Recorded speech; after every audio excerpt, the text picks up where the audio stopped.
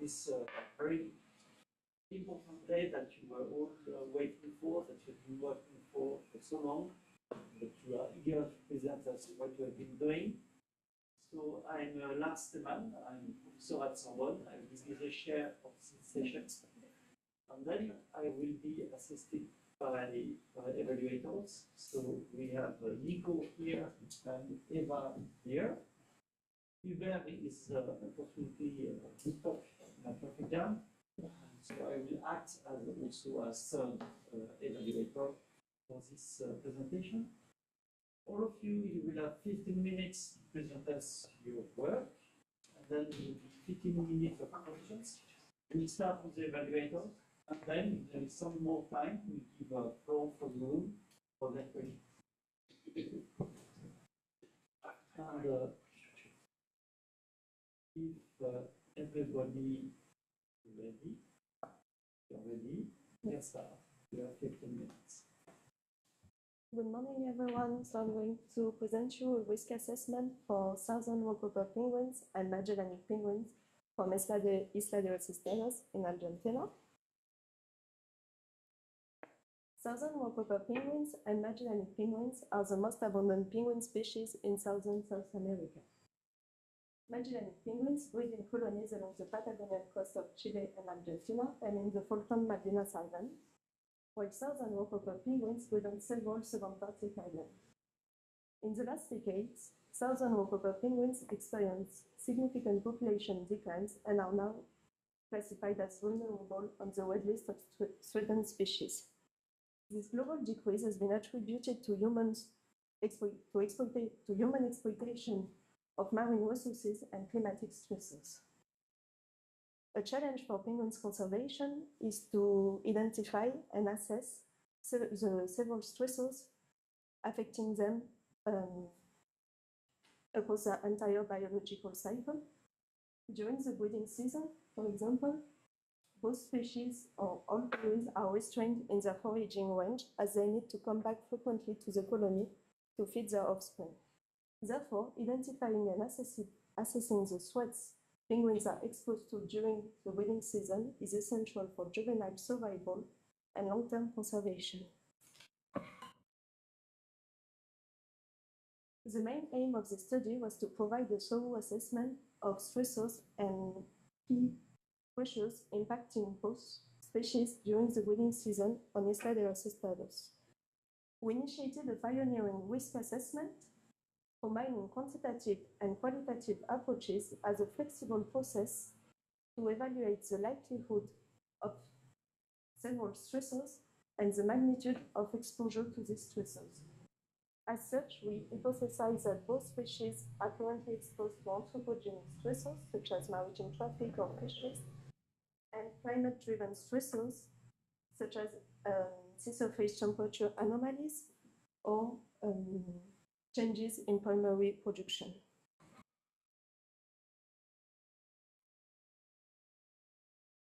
Fieldwork was conducted during 4 consecutive breeding seasons between 2014 and 2017 in Bahia Franklin, an open bay located here on Isla de los Estados, separated from the main island of Tierra del Fuego by a strait called Leonard Strait. This island hosts several colonies of Magellanic penguins and the largest colony of southern Rocoper penguins.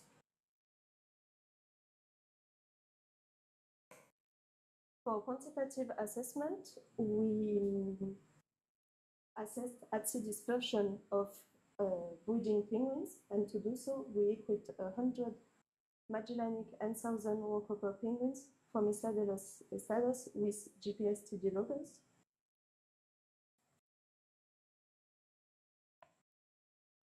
To calculate our exposure indices, we can see the 6 that were quantitatively assessed here. We downloaded the raw data that we scaled to allow for better comparability across years and across species. And we calculated our exposure indices by multiplying this we scaled data by the proportion of penguin occurrences within a cell. This proportion of penguin occurrences was also used to identify hotspots of density hotspots for both species. And additionally, a cumulative stressor score was calculated by summing all the stressors and multiplying it by the proportion of penguins occurrences. Furthermore, we used generalized least square models to assess differences in exposure between years and between species. To assess stochastic events and the likelihood of these events, we used a qualitative assessment asking 37 penguin experts on the area or the species to provide us with a perception on the likelihood and magnitude of each stressors. These stressors were previously identified through a literature review, and we identified 18 main stressors. The answers were converted to a semi-quantitative scale, and we used Postcode-Wallis test on the median answer to assess which pressures was estimated more likely and more impacting. So we found that at-sea-density hotspots differed between species, with, as you can see, hotspots for Magellanic penguins in Luna Strait and south of the island for southern Wokoper penguins.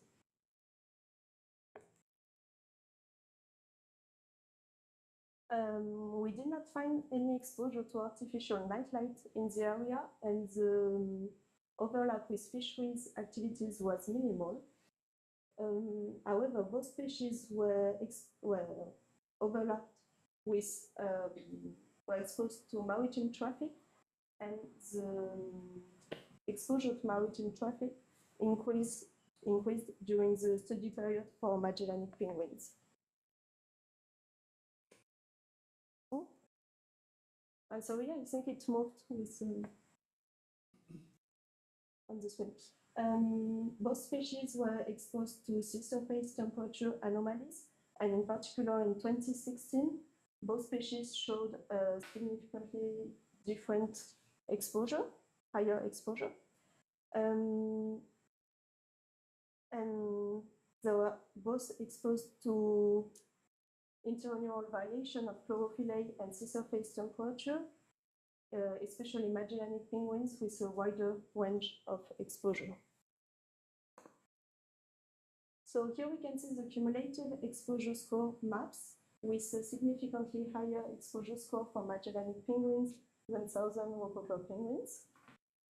And we also found that higher latitudes and westerly longitudes were associated with higher exposure levels.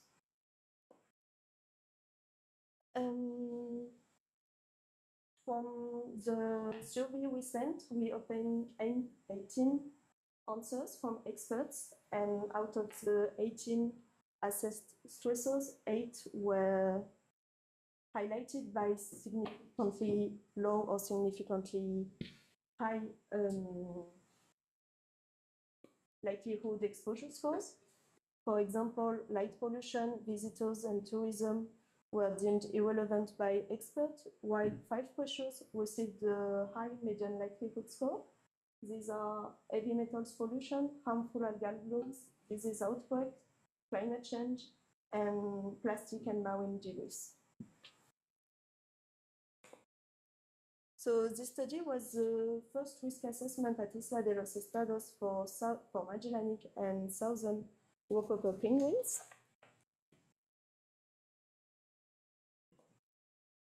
Our initial hypothesis is accepted as we find exposure to both climatic and anthropogenic stressors. And this study showed a successful combination of quantitative and qualitative approaches to assess both currently happening stressors, but as well stochastic events for which data is limited.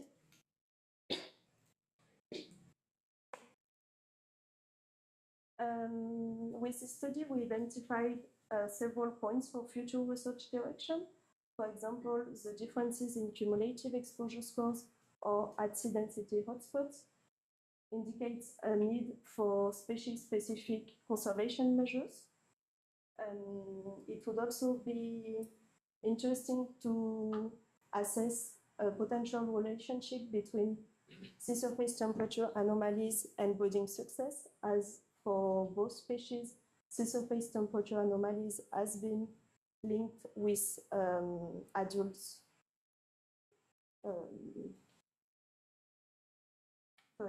With declines in the adult population. Through the questionnaire, we identified several contaminants, chemical contaminants, for which there is no data currently available, or the data is outdated, as these chemical contaminants have important reproductive and immune impacts on other penguin species. It would be really important to assess the potential exposure in the area. And as the experts highlighted, as they highlighted epidemic outbreak as an important risk, it would be necessary to establish baseline health data in order to manage a potential disease outbreak if it were to happen. For a future risk assessment extension, in this case, we did not account for stressor interaction and synergistic or antagonistic interactions. And this would be necessary to do, especially when some stressors like climate change might enhance other impacts, as it is the case with harmful algal blooms, for example. Also, it would be positive to extend the temporal study to encompass the entire biological cycle of penguins and extend the assessment to the different colonies around the island.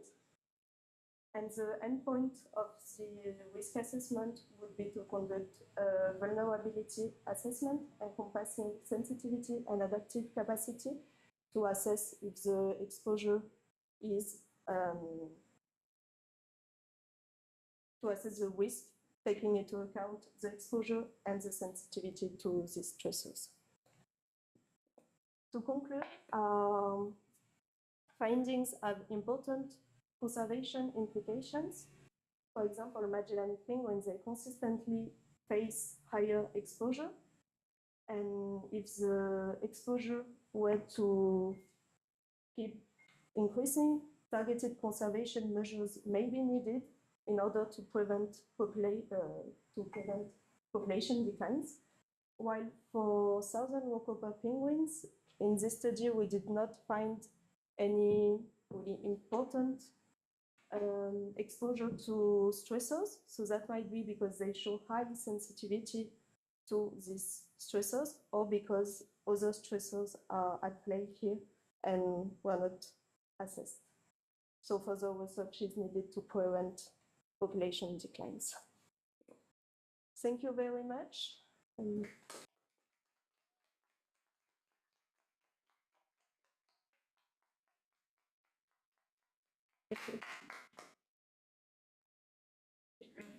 you. Time, one more minute. It's perfectly. So we have more time for questions, and we'll start with Eva. Thank you. Well, thank you for this presentation. It's so nice to be the penguins. Congratulations. Very good work. Thank you. I have three questions. You did a lot of different things. So you have worked using different tools for this fantastic project. My questions are more like curiosities and something to understand better your thoughts. First is the general question. I've seen the reports of the UPS, the penguins were already in the lab, okay? Yes. Or in the station. What part of all this, what part did you do in the field? So I did go to the field, but not related directly to my study. I went to take some samples for other studies. The field for this study was conducted between 2014 and 2017. A picture of people putting monitors. Yes. Yeah. No. No. No, I actually didn't get to go to the island because it's really far away from Tierra del Fuego, where I was, and you can only go by boat, so quite a long travel. So, and the survey, did you do the survey to the experts? Yes. Yes. So, I'm sorry, but I think I missed the bit. What was the sample size? I mean, how many experts contribute? I contacted 37 experts and I got 17 answers.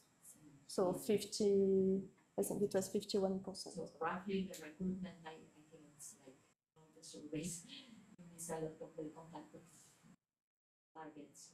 Yes. Well, this is completely normal. I mean, I have nothing against these numbers because this happens always with this type of social research. But somehow I missed the numbers. Sorry for this. Could you please comment on the main difficulties you found with those experts? Language, perhaps, I think language, perhaps, or something like this. I think that briefly it was in Spanish. Yes. So as I was in Argentina, and all the experts were Argentinian. I sent it in Spanish. I do speak Spanish, so it was not a problem. But the main problem I might have encountered is that some questions were really precise, and I think the scientists didn't want to take position on some things. For example, evaluate the probability of something happening might be difficult, especially as I asked for a lot of different stressors which were not the main study field. So, yes. What was the profile of the experts? They were working either on penguins or on the island for other seabirds, for the birds. Scientists? Managers? Scientists mostly, a few managers from the conservation, local conservation agency. Yes. Okay, very good. Thank you. Very much. Congratulations again for this work. Thank you. So, first of all, congratulations for this work and everything you got in the presentation. It was such a nice topic. They really look lovely, these paintings. I like it a lot. But for this same reason, because they are really lovely and I like to see lots of pictures of them, I would have liked that you include more photos and more graphs and more stuff, especially at the end of the presentation, because at some slides you have too much text. Yes. Just to say something that it could be improved, I think. Yes. And I have several questions. The first one is, why did you study these two species? Is it because they are endangered, Is it because they are good indicators of the state of the ecosystem, or is there another reason? Both of them are also as a top predators and mesopredators, but quite high in the trophic levels. They are also reflecting the state of the ecosystem. This species is classified as vulnerable, and they lost 50%, a bit more, I think, of the global population in the last 20 years, and locally as well, and on the island where they were equipped. This was the largest colony of southern rockhoppers, so it's especially important for conservation. And then Magellanic, they are not endangered, recognized endangered globally, but at a local scale, they've been seeing some declines, not on the island, but in other colonies. So it is also important to assess the exposure to stressors, especially as they, in the Patagonian coast, more on the north, they live always close to human settlements and are really exposed to virus. And the methodology, I saw that you estimated the surface temperatures with satellite images or satellite probes, I guess. Yes. Can you tell me a little bit more? Do you remember the probe that you used, or? From the NASA satellite with MODIS satellite. So for chlorophyll A and sea surface temperature.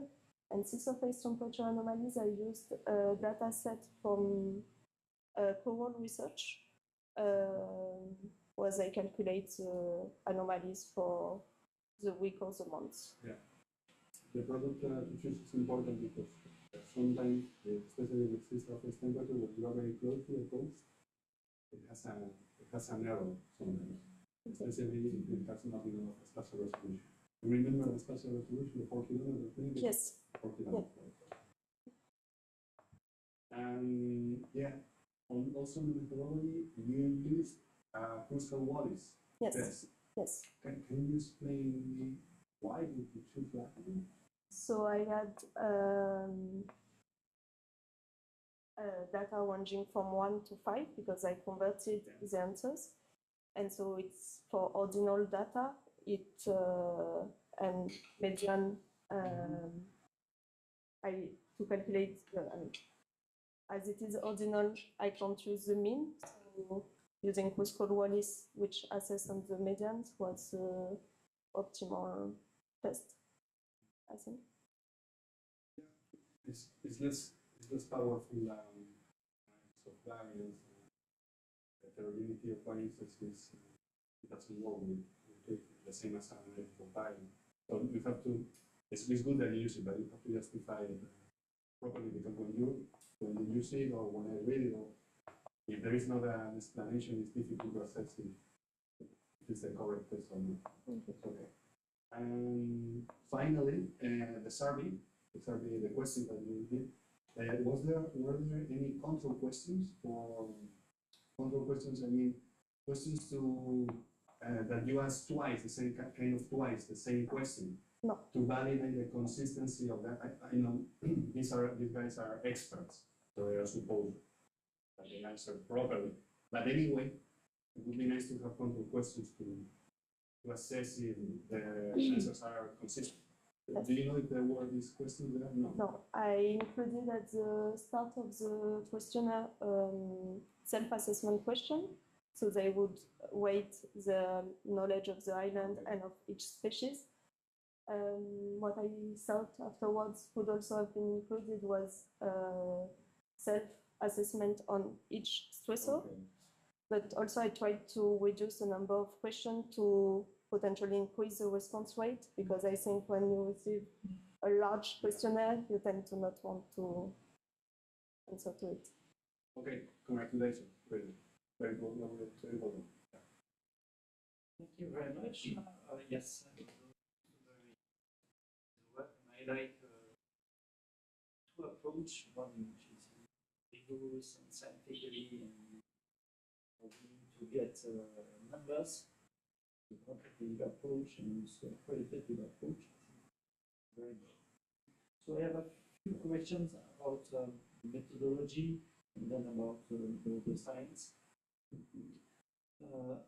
Did you treat all the data yourself, or you were Yes. assisted and just had the tables ready when you arrived?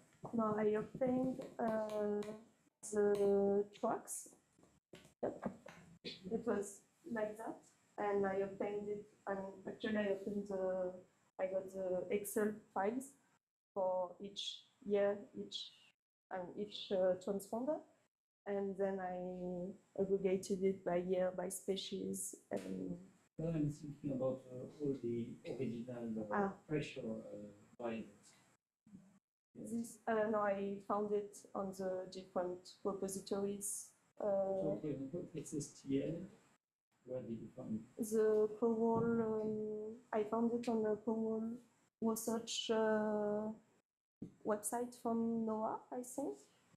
And they study where there is sea surface temperature anomalies, anomalous weather events, and on MODIS.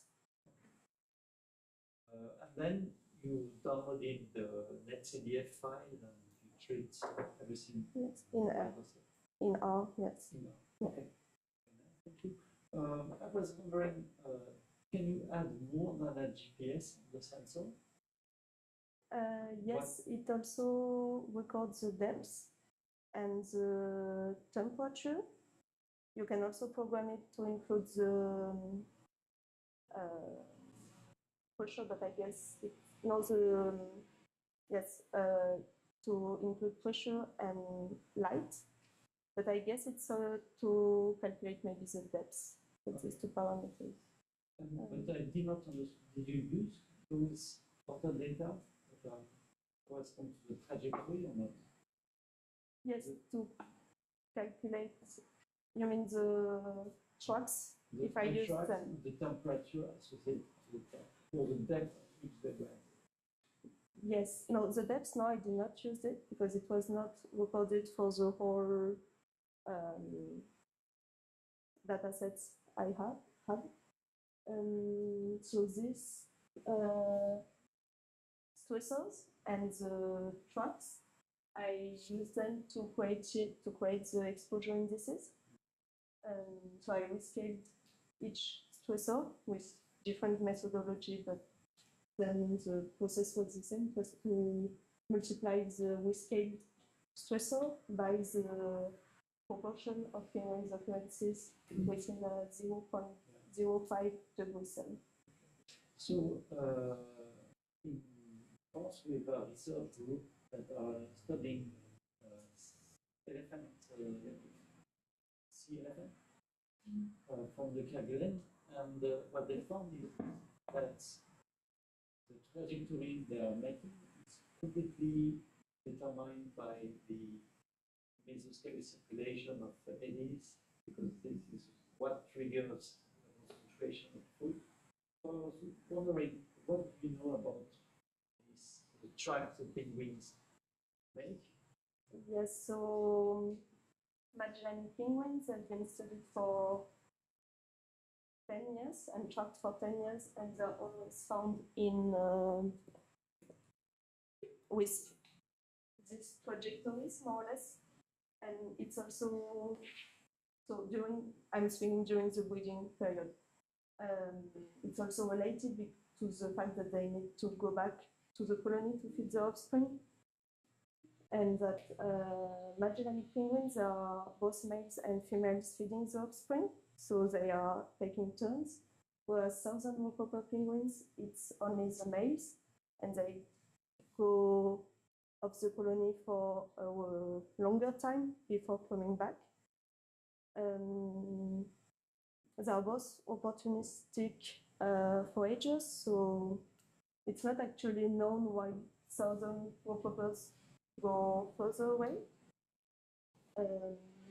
It's probably related to the food, but it's not So I was wondering if the relationship between temperature and occurrence of penguins, chlorophyll, the occurrence of penguins, is a direct relationship, or is it an indirect relationship? So, for example, good temperature affects the physiology of the penguins or the density of the prey for the penguin. More the density of the prey, so it would be indirect relationship. Okay, so we have a little time for one question from the audience. There is. And if not, then thank you very much.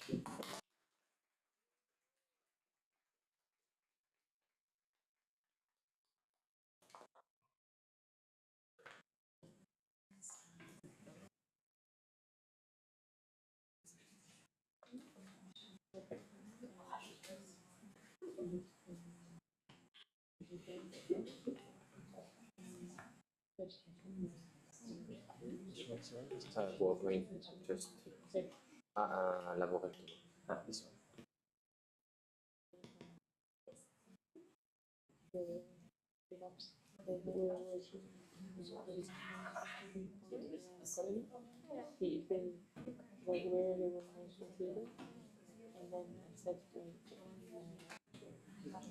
I think PowerPoint is better than PDF.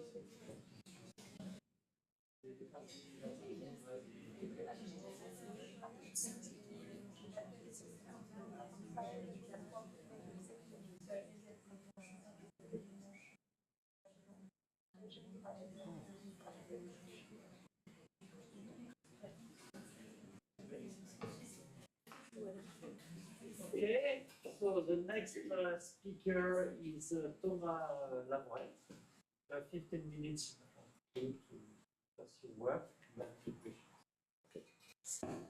So good morning, everyone. My name is Thomas, and I'm going to present you what I have done during these 6 past months at the Australian Institute of Marine Science. It was about water flow on coral recruits, and more precisely about assessing the impact of water flow on the growth and the survival of an Acropora species. So to introduce the subject, I wanted to show you this NOAA map. It's a coral alert bleaching area map. So as you can see, it's pretty alarming all over the world. And on the 8th March 2024, the NOAA also declared that it was the 5th mass bleaching event on the Great Barrier Reef in 8 years. So to face this, the Australian government with the Australian Institute of Marine Science with the Reef Restoration Program decided to put some effort on coral reef restoration, and more precisely in coral breeding in aquaculture. And to improve this coral breeding, it is important to know the environmental factors which drive the coral health. So what the literature say is like the most driver are the light, the temperature, the salinity, and the pH, which modify the growth, the survival, the exchange rate, and the feeding rate. But what we want to know is how water flow modify this response. So again, what the literature told us about water flow and coral is it enhances the photosynthesis via the efflux via increasing the efflux of oxygen. It's related to the boundary layer thickness. So if you rise the flow, the boundary layer thickness decrease and the exchange rate increase. And it also modified the heterotrophy. So as you can see in these figures from Cheng Feng in 1993, it's a study. It assesses the flow velocity and the feeding rate of 3 gorgonin species, and they found out that there is a optimal flow velocity for the feeding rate. And the last one is the gas exchanges, so really linked to the heterotrophy, as I say. And with these simple figures, which is the respiration rate depending on the flow speed, with an octocoral and a sea anemone, we can see it rise. The respiration rate rise with the flow speed. So the aims of this master thesis is to identify a potential maximum water flow rate that the coral recruit can withstand during short-term exposure. It already had been made by these studies, and they found that there was a polyp deformation at a certain flow velocity. And the second aim was to quantify the effect of water flow velocity on the long-term experiment on the growth and the survival. So the species is Acropora abrosensis. The parents were collected in January 2024 in Great Barrier Reef at Davis Reef. The spawning occurred in the CSIM, which is the sea simulator of the Australian Institute of Marine Science. And the settlement was on the concrete tile induced by the famous crystal scoring AG. For the short-term experiment, we used a multi-lane flume chamber. So it's a flume with 5 lanes, and we put 5 one-week-old Acropora abrosensis recruits, one on each lane. And after 15-minute acclimatation, we raise the flow from 1 to 70 centimeters by second. So after 5 minutes of between each increments, we take a photo between 5 minutes. We make a stop every 5 minutes and we take a photo. And the second experiment was more complex because it was the main experiment, firstly. And the goal was to have a constant flow for the coral recruit, but a really wide range of flow velocity. So we already had the flume, but we wanted to make the flow velocity increasing linearly inside the flume. So at the beginning, we put a ramp, but the flow was rising exponentially, so it was not good for the result. So mathematically, we find some function to design some fences around the ramp to make it linearly. We also designed a second fences. The first one is double fences to see the coral recruit from the top, and the second one is just to see if in the water column the flow velocity stay homogeneous. So we designed the flume on a 3D software. We make computational fluid dynamic with Autodesk CFD to confirm the design. Then we print the ramp and the fences, and we assemble every flume. Then we use we put some microsphere, fluorescent beads microsphere inside the flume from the side view and the top view. So the side view just to check if it's homogeneous, and the top view to have a value for each part of the flume. And we use, it's called particle image velocimetry, and I use pflab from MATLAB, which is an extension of, it's an app of MATLAB. And the result was a velocity matrix, a grid of 70 by 71. So as you can see, it's a part of the top of the view of the top flume, a top view of the flume. And for each of these grid, we have a certain velocity value that we link with the coral. So for 660, for example, we have the coral recruits, and if it grows faster or lower, we know that it's caused by this flow velocity because we know this flow velocity in the square.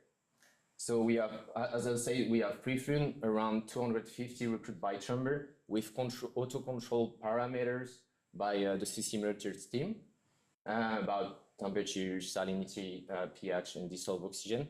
We also made additional measurement every week about these parameters and quality sample for DIN and DOC sampling. So yeah, basically it was a short-term experiment and a main experiment on the 7 week to see to assess the growth and the survival. The data treatment, I use R and R Studio interface. And I filtered the grow data because there is a lot of blurry photo. But the total data was 323 pseudo-replicate.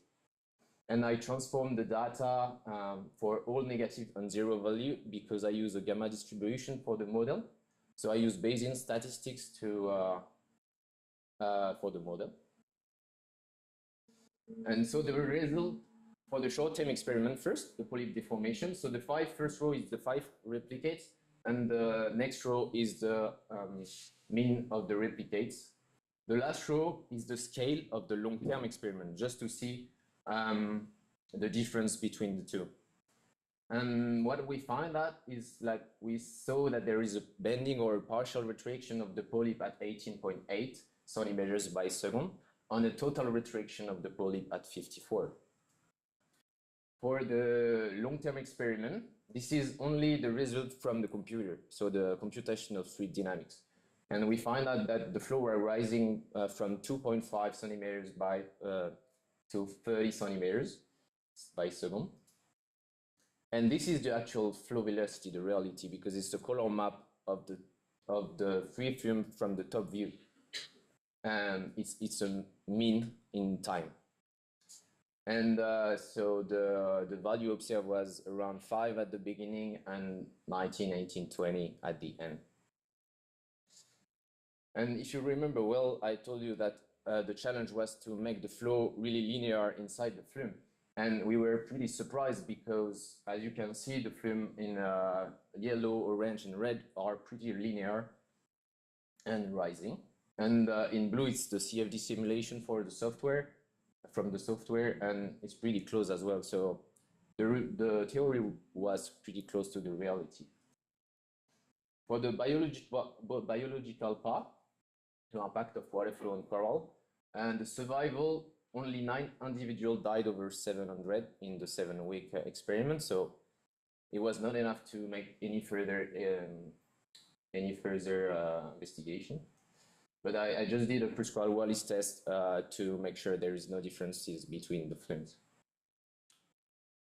But for the relative growth, we found something. And this is a map of the velocity on the relative growth. In blue, this is the model prediction, and in shadow blue is credibility interval. And the dot are the films, the value of the film. So we found a positive correlation between the relative growth and the velocity.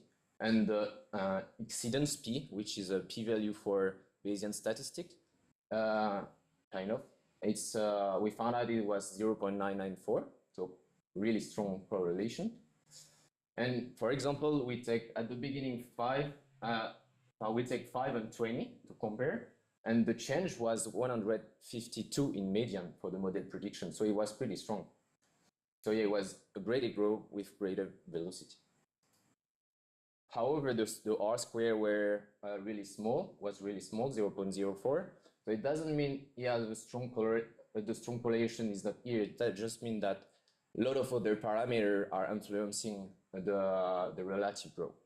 And one of these parameters could be the films, because when I looked at the response of the model, the SD-intercept was 0.37. Just a bit to discuss the data, I wanted to show you these figures from Girtza and al. In 2022. Is the only paper on coral recruit and flow velocity. And they found out they are studying the water flow rate for the pre-capture rate. And they found out the maximum water flow rate and optimal water flow rate for 5 different species. And so, as you can see, it's pretty species dependent as well. And the maximum water flow rate is our first poly bending value. So if you remember, it was 18.8. So that just suggests that the feeding optimum of Acropora abrosensis should be below 18.8. But we found that there is a better growth at higher velocity. So, and previous study also found the faster growth at higher water flow rate. So it's induced by different factors. So the rising water flow rate could have a positive and negative impact. The positive is gas exchange, as I said before, with rising nutrient uptake, respiration rising, and the nutrient-free rising. And the negative is the ability to catch prey. Like if you rise the flow, the bending, like the polyp are bending, it's harder to catch zooplankton, artemia, or whatever. So to summarize, at velocity of 1, like no flux exchange, moderate prey catch, so not a lot of growth. 18-20, rise of the flux exchange, close to optimum prey catch, so rise of growth. And at 54, we didn't calculate the growth, but there is no flux exchange because the polyp are completely retracted and no prey catch. So what you want to know is what's happening between 20 and 51 and 54, sorry. Because we don't know if it's going to decrease after or increase or have a dose response kind of curve. So to conclude, the coral health of recently coral recruits depends on a wide range of factors, and the flow velocity is often neglected, but it's really crucial. As we see in this study that with the increase of 152%. But further investigation needed to fully understand the grow response with, for example, species-specific experiment and a wider range of flow velocity. And all these insights and the future insights are crucial for designing effective aquaculture system that support like sustainable coral propagation, coral breeding, and the protection of our coral ecosystem. Thanks a lot.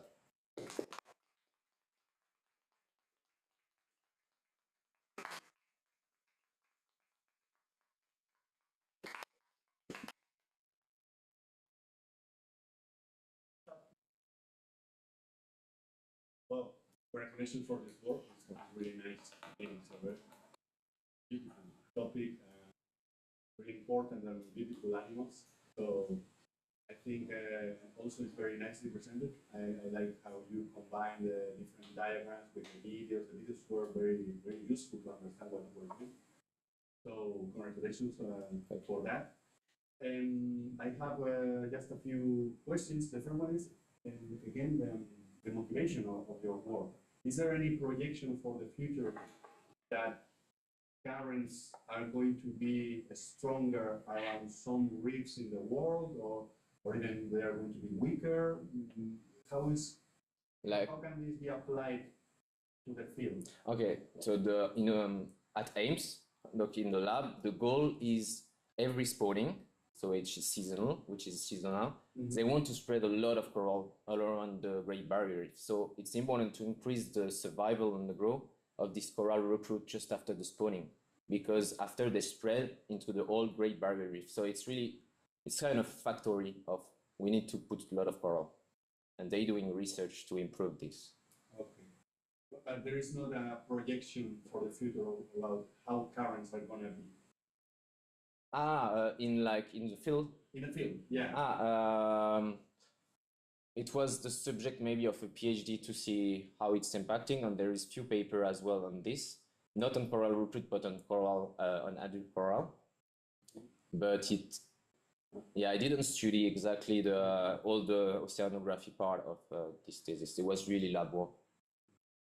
And can you show me please the graph that you use to show us that the relationship was that the flow was actually linear? Can you go to that? Yeah, sure. Because I think just lagging. Yeah, no worry. No, I'm asking because I think that particular graph was not very big, so I couldn't see what you were plotting there. Don't worry, we'll have time.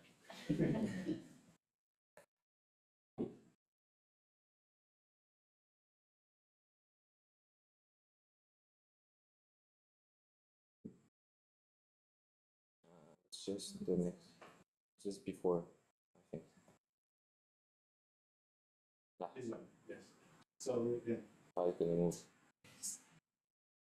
Yeah, it's gonna move. Oh my god. Yeah, but still. Yeah. So but it was. You can tell me what Yeah. axes there are. So the axes were the P-flap iteration. It was kind of a length of the film. The length of the film, yes. Yeah, and the flow velocity. Okay. And so if you go along the film, it rises the. So it rises in a very linear way. And Yeah. That's what we call it's just a bit. linear flow. Yeah, exactly. Like okay. it just drop at a bit at the end. Okay. Okay. I was going to ask you about other graph. I can. Kind of reach that. It's about this graph that you show growth versus velocity. Yeah, with the model prediction. Yeah, I think they were the real results. Maybe we can have a look. Relative growth with flow velocity. This one. That one. Yeah. Oh my god. Yes, this one. I'm not good. So You say that there is a positive correlation, Yes. but your P is, what is P there? Is P value? It's a exceedance P. Oh my God. I have a slide for this, but I wish I can reach it. It's a like it's all when you make the prediction. It's all they calculate the percentage of all the value predicted to be positive. So a positive growth, like yeah,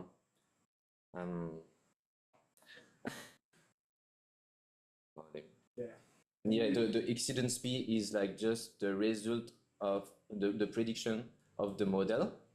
And so if you have 100%, that means it doesn't grow. If you have 180, it grow 80% more. So that calculate all the percentage above 100.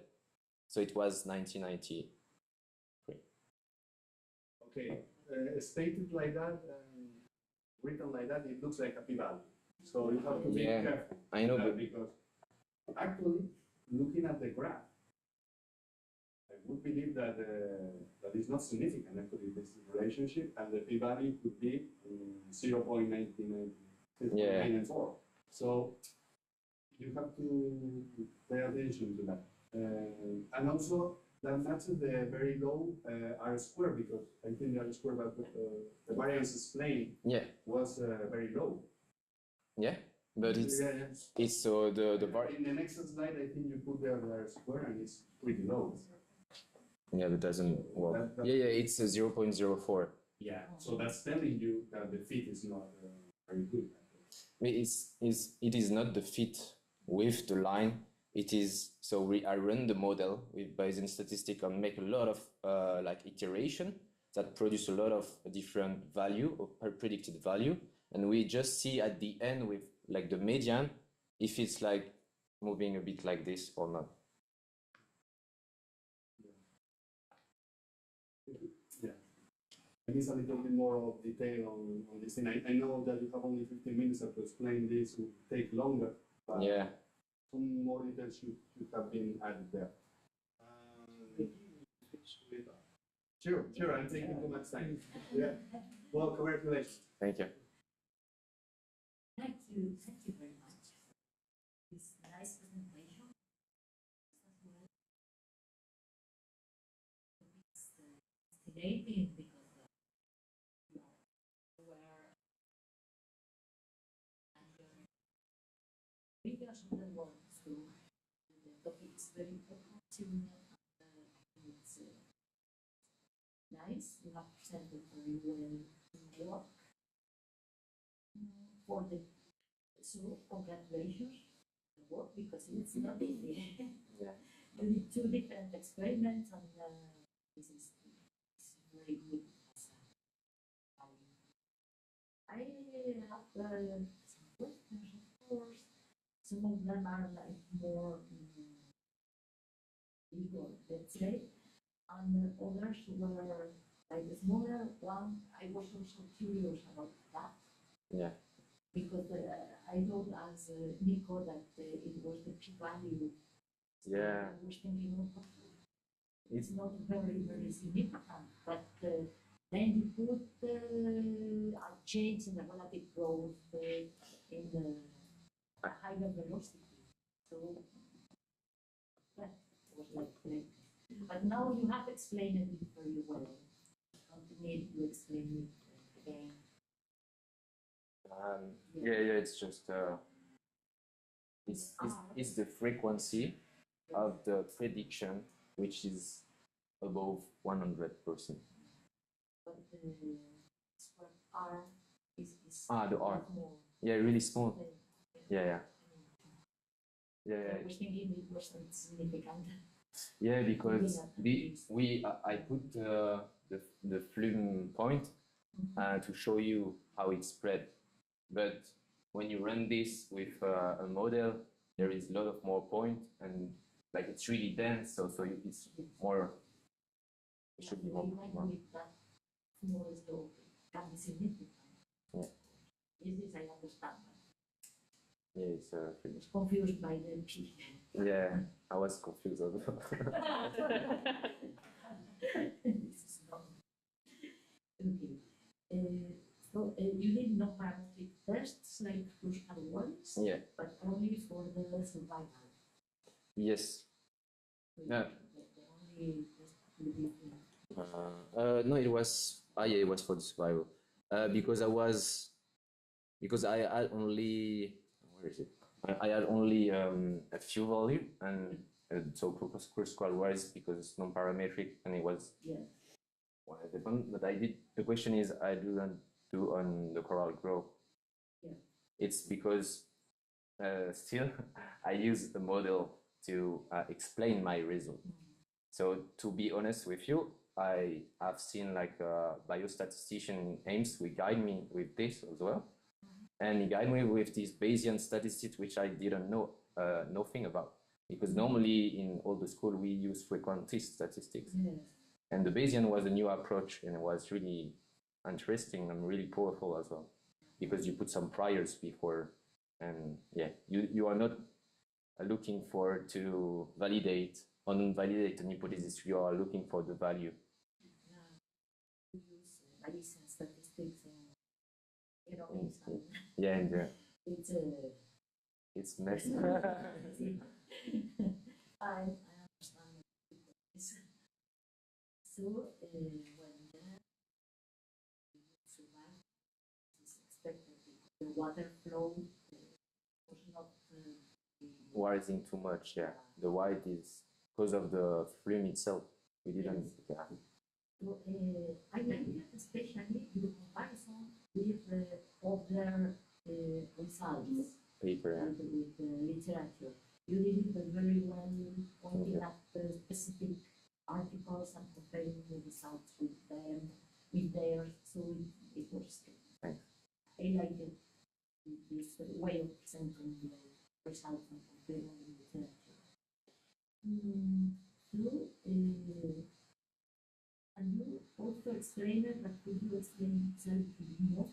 Why corals grow larger at a higher flow velocity?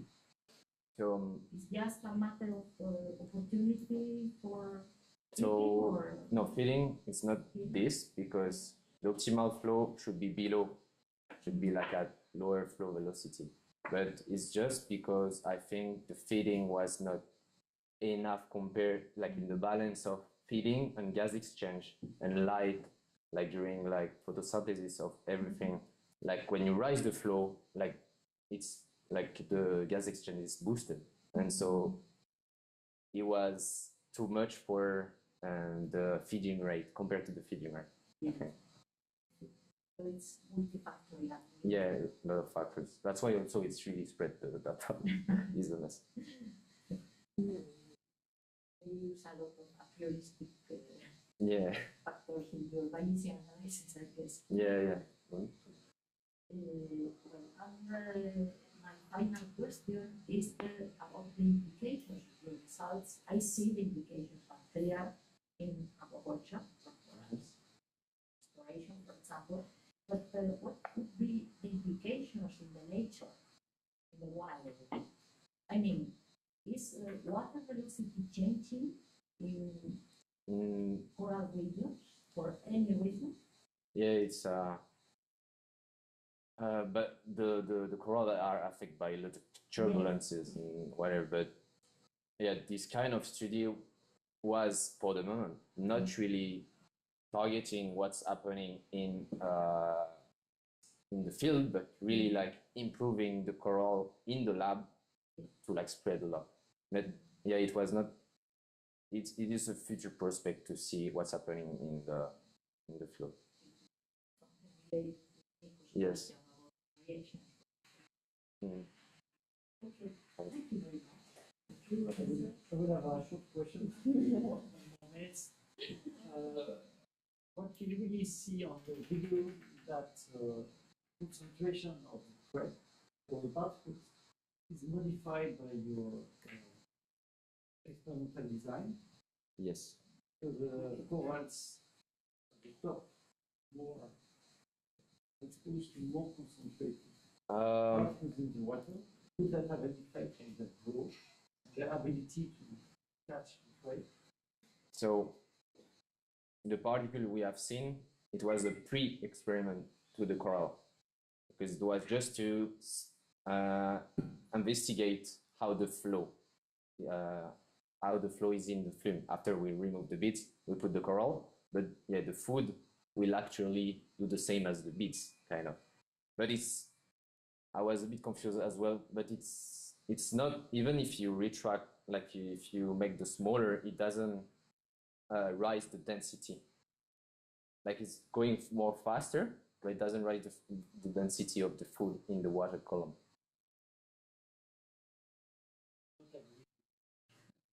It's, you reduce the volume. Yeah, but you reduce the volume. Yeah, but there is less food because it's spreading more faster. Yeah, but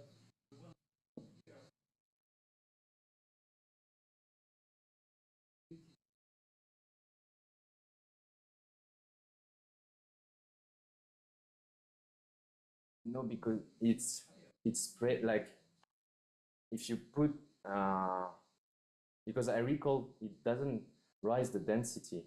It's like not rise the number. Depends on what you put. Density is a number.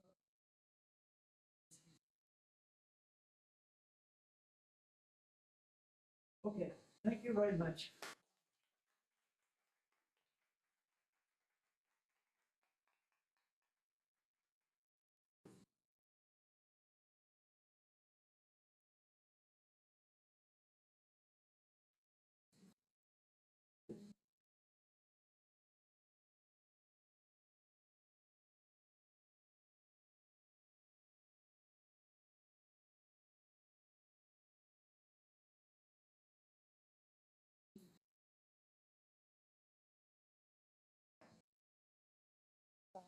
To open its cover. yeah, I'm sure.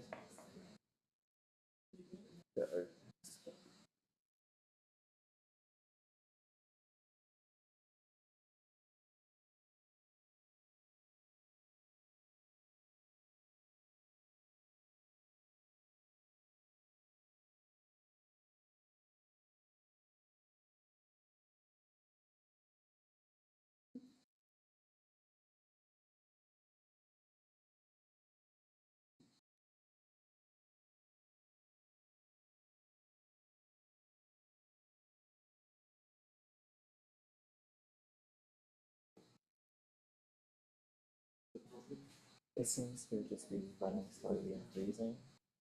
A little bit. Like we kind of just close this and open up a new one. But this is the one that's just been presented. And it's like there's no green.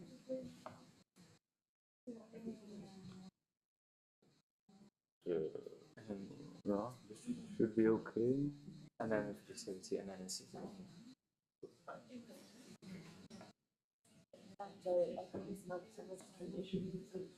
That's the file that was open, or no, that was they were trying to open that one. This was the one that's just been presented. this one should be closed. Yes.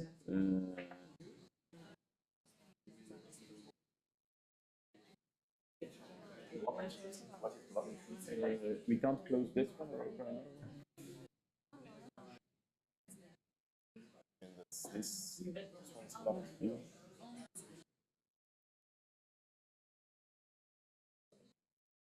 Okay. Read a Mac. Yeah, yeah, but it's with Microsoft PowerPoint.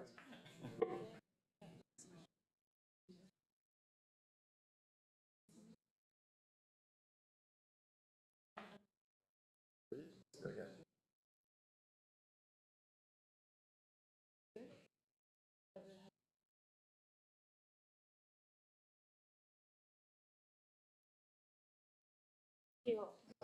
So thank you for the technical stuff. Just relax. What we might miss the little delays on the coffee. So we still take 15 minutes, 15 minutes. Okay. We are happy to listen to the presentation. Okay, thank you. Good morning, professors. Good morning, my colleagues. My name is Abiola, and I'm going to present my thesis topic, which is the in vitro shoes culture as an improved source of bioactive molecules from the medicinal halophytes, Polygonum maritimum L. This study was carried out at Center for Marine Science, University of Algarve, under the supervision of Dr. Maria Rodrigo. For introduction, Polygonum maritimum L, it's commonly known as sea nutgrass, is a perennial halophyte, and it is found in the Mediterranean and also in the Portuguese coast. It has garnered use over the years in pharmaceuticals, in food and cosmetic industries, and these reasons are because of their anti-inflammatory, antioxidants, anti-aging, anti-genotoxic properties. Phytochemical analysis has revealed that these properties that I mentioned above are as a result of phenolic compounds that are present in this species, especially flavonoids. They act as active natural products. They are used to mitigate oxidative stress in food industries. They are used in industrial skincare products. They are used to treat diseases like diabetes, and they are also used for cognitive enhancements in anti-aging properties. Because of the importance of this species, it is very important to find a sustainable means by which we can enhance the production of this species, not only the production, but also to preserve their chemical and their biological properties. In time past, traditional cultivation method has been used, but it proves to have a lot of significant threats. Examples are species depletion because of overharvesting. They are also very difficult to cultivate because of ecological condition and environmental factors, seasonal variations. They also have poor germination rates, and they are also vulnerable to pests. To tackle the problem of traditional cultivation, biotechnological techniques, especially in vitro plant tissue culture, has been proven to be beneficial in cultivating this species, not just cultivating, but also for the synthesis of secondary metabolites, which are present in this species. For our in vitro plant tissue culture, they are not affected by soil or pest or climatic conditions. Apart from that, they also help in the reproduction of these species in a controlled environment. They also help in the isolation and the production of secondary metabolites within a shorter period of time. So plant tissue culture offers a sustainable techniques by which secondary metabolites can be synthesized from this species. So what are secondary metabolites? Secondary metabolites are signaling molecules. They are synthesized by plants. They are not necessarily crucial for the plant's growth and reproduction, but they are needed for ecological interaction and physiological functioning of the plants. But how can we get these secondary metabolites from this species? We use an agent called elicitor through the process called elicitation. Elicitors are agents, they are biochemical compounds. They are added to living systems like plants in our case. So when they are added, they help to promote the biosynthesis of a target bioactive molecule in that particular species. We have different examples of elicitor. They can be biotic elicitors, which are oligosaccharides, phytosands, and yeast. And they can also be abiotic, which can be physical, they can be chemical, they can be hormonal. Examples are salicylic acid, UV light, saline stress, and methyl jasmonic acid. But overall, the most used elicitors over the years, according to papers consulted, are salicylic acid and methyl jasmonic acid. Examples of secondary metabolites are tabanoids, phenolic compounds, which are phenolics, thalins, and flavonoids. And we also have nitrogen-containing compounds. Hence, the aim of this experiment is to evaluate the potential of in vitro shoot culture as an input source of bioactive flavonoids in this species that I mentioned before. It will investigate the impact of salicylic acid elicitation on the production of flavonoids and their antioxidant properties. We have three major objectives. The first objective is to establish an in vitro shoot culture under different salicylic acid concentration. Two is to evaluate the effect of these different elicitation treatments on the accumulation of flavonoids using liquid chromatography analysis, while the third is to determine the antioxidant capacity of this acetone extract from the shoot and the root of our plant under different elicitation treatments. Moving on to methodology, I employed the methodology done by Rodrigo et al. In 2022. First is to get a healthy plant, by which from there we get our X plants. We culture them in MS medium. And for our elicitator, which we used was salicylic acid. we did 4 treatments from 0 to 200 micromolar. 0 being the control, while 50, 100, and 200 being our concentration of salicylic acid. We went further to extract our sample from this plant species doing different bioassays. We did ABTS, DPPH, which I'm going to mention in the next slide, the abbreviation. And we also checked for the ability to chelate copper and the ability to reduce iron in the sample. Then we went ahead to do our photochemical analysis to check the total phenolic content and the total flavonoid content that were present in our sample. We went ahead to quantify using the liquid chromatography analysis. Then I did some data analysis at the end of the day, checking using Excel stats. And for my EC50, I checked the used GraphPad, and for my phytochemical analysis, we used Broker software. Moving on to our results, for the phytochemical analysis, this table shows the compounds that were detected in our root sample. The ND shows that they were not determined, the plus shows that they were present, and minus shows that they were absent. In total, we have different compounds varying from control to 200 assay treatments. We had like 18 compounds that were detected in the root of our extracts, 4 of which were phenolics. We can see compound 1, 2, 3, 6, as represented here, shows phenolic acids, while compound 4 to 17 were flavonoids. The most represented compound, which means that they were at least present in 3 of our treatment samples, were compound 1, 2, 3, 4, 5, 1, 2, 3, 4, 7, 8, and 12. And they were most active at 50 micromolar and 100 micromolar. This is the continuation of the table. They were least active actually at 200 micromolar. For our shoots, this is the table for our shoots extracts. We could not get a lot of compounds because the extracts were not enough, but at least we were able to get like 3 compounds that were present in our sample. The most represented, of course, 1, 2, 3, and they were all active across different treatments of salicylic acid. This shows the chromatogram of our samples with compound identification marked by the number tags, that is from number 1 to 18, and in the sheets from number 1 to 4. So what is the impact of this? First is that the most represented group in the identified compounds were flavonoids, and followed by few phenolic acids. And elicitation treatments from our 50 to 200 micromolar shows that there's a significant increase on our total flavonoid and our total phenolic capacity. And as our salicylic acid treatment increases from 0, which is our control, to 100 micromolar, the compounds that we detected also increase, but at a higher concentration, the compounds detected reduce because they were least active at that point.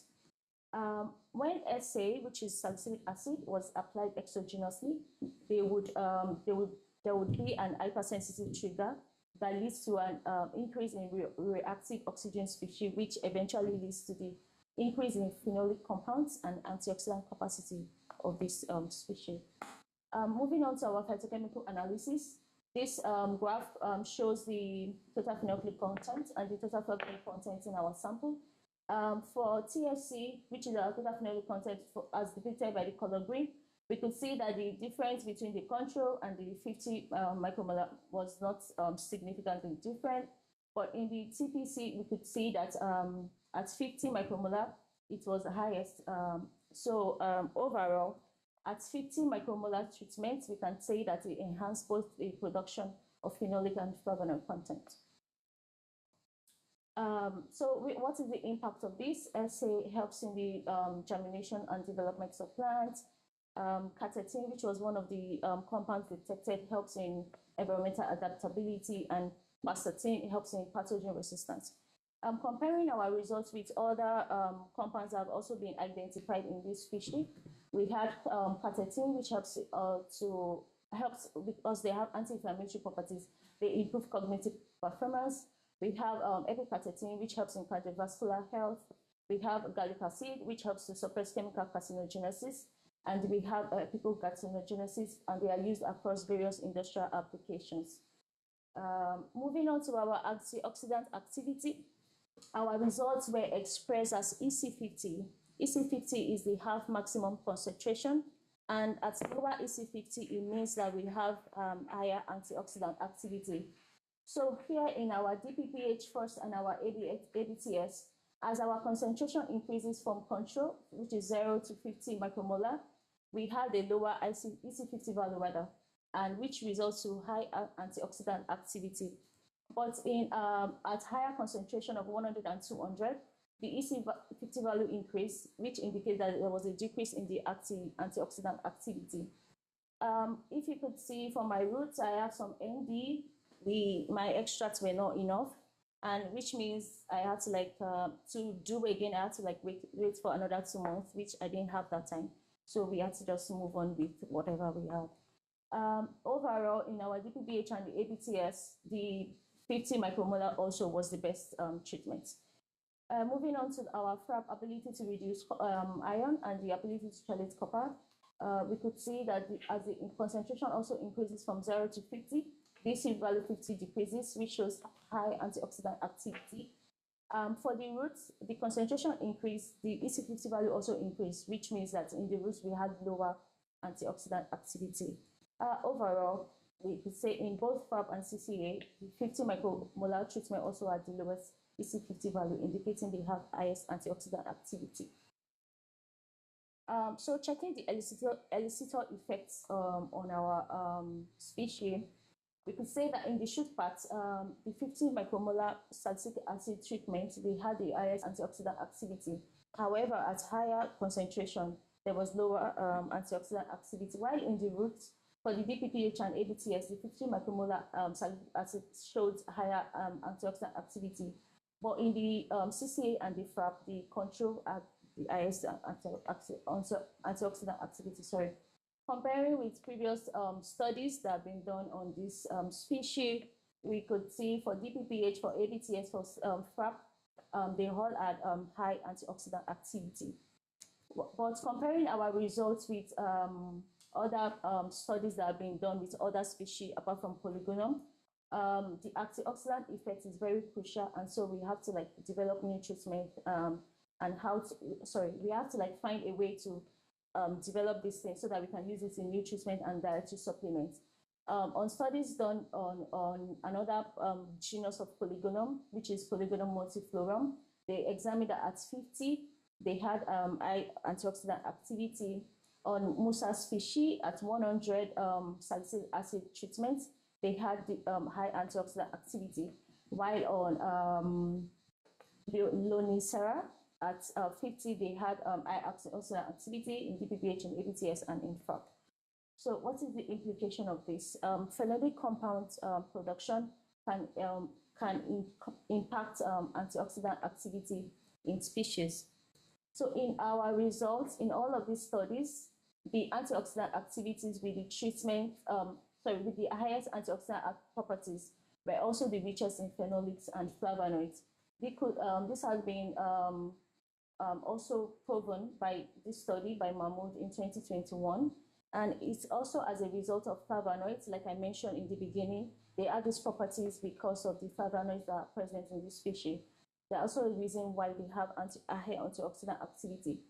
Acetone treatment too was used as extraction, and it has been proven that acetone as extraction solvent helps to contribute to the robust antioxidant properties of this species. And all these compounds that have been identified, catechin and co, they also exhibit high antioxidant properties, which could also be reason why we have high antioxidant activity. And because of the regulated ROS, which could also be reason why there's impact of our compounds on the antioxidant activity. So in general, for this study, we found that there was strong antioxidant effects in our species, shoots, and roots due to the polyphenol-rich composition. Although in our phytochemical analysis, our roots had better results than our shoots, while in our antioxidant activity, our shoot had better results than our roots. In conclusion, the optimal concentration for Polygonum maritimum L is 50 micromolar SA treatment. Using in vitro, this in vitro technique helps to meet the demand for natural antioxidants. Although this method is very good, but commercial and industrial production are still underexplored. So for future studies, we should concentrate on how to commercialize this and scale up production. These are my references. Thank you so much for listening.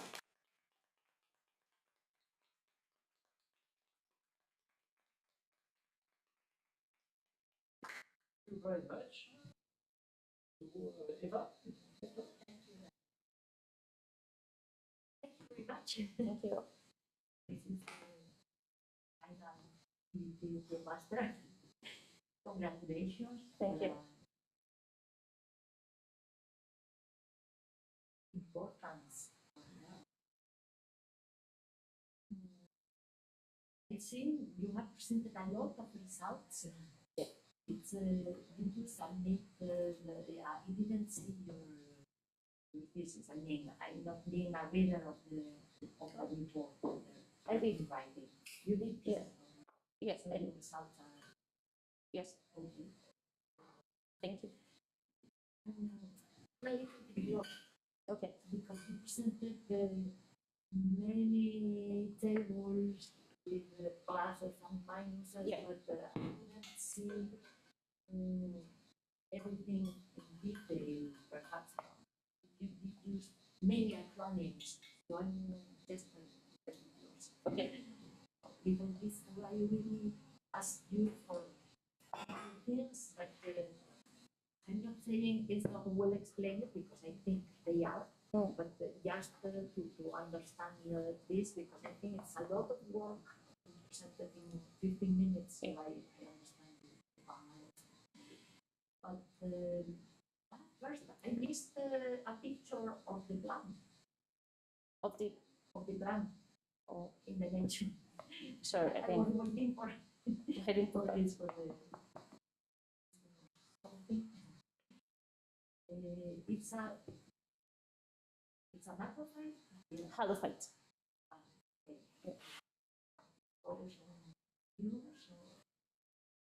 I don't know where it grows naturally. It's like They are source-tolerant species. They are found in the Mediterranean, and they are usually at the coast of the Mediterranean, and also found in Portugal, where I did my studies. the beaches. Salt marshes, It's like all- intertidal, yeah, something rocky along the side. because it's amazing how these plants are considered source of medicine. Yeah, they are medicinal halophytes. Very good. So, well, my question, but before entering into details, Yep. summarize what are the most important applications of this plant? What would be the most important applications? Of this In the plant. field of medicine, or perhaps in the field of nutrition, or Yeah. So, like I said for my introduction, the plant has been explored by different authors in time past. I said that it's been used to treat diabetes. It's also used in food industries to reduce genotoxicity in food industries. It has also been used as industrial care products for ladies in our skincare routine. Like, yeah, it has been used like that. Then it is because of their different properties. They are also using pharmaceutical industries to preparation of drugs for cancer and diabetes, anti-inflammatory, and all of this. So that's basically the application of the plants. so let me go to the Yes.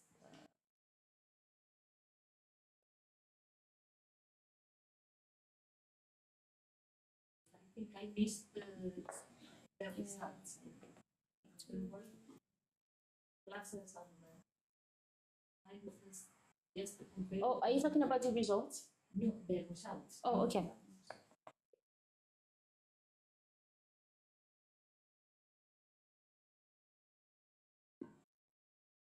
Just to have some time to see results.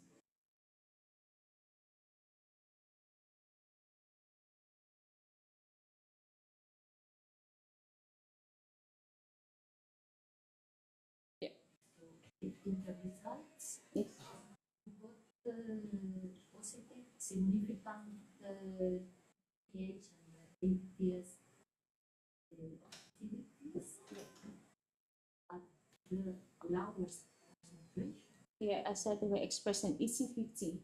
At lower EC50 values, we have high antioxidant activity, which means that this was the lowest, 0.10, which means at that point, at that treatment, that was the highest antioxidant activity that was experienced.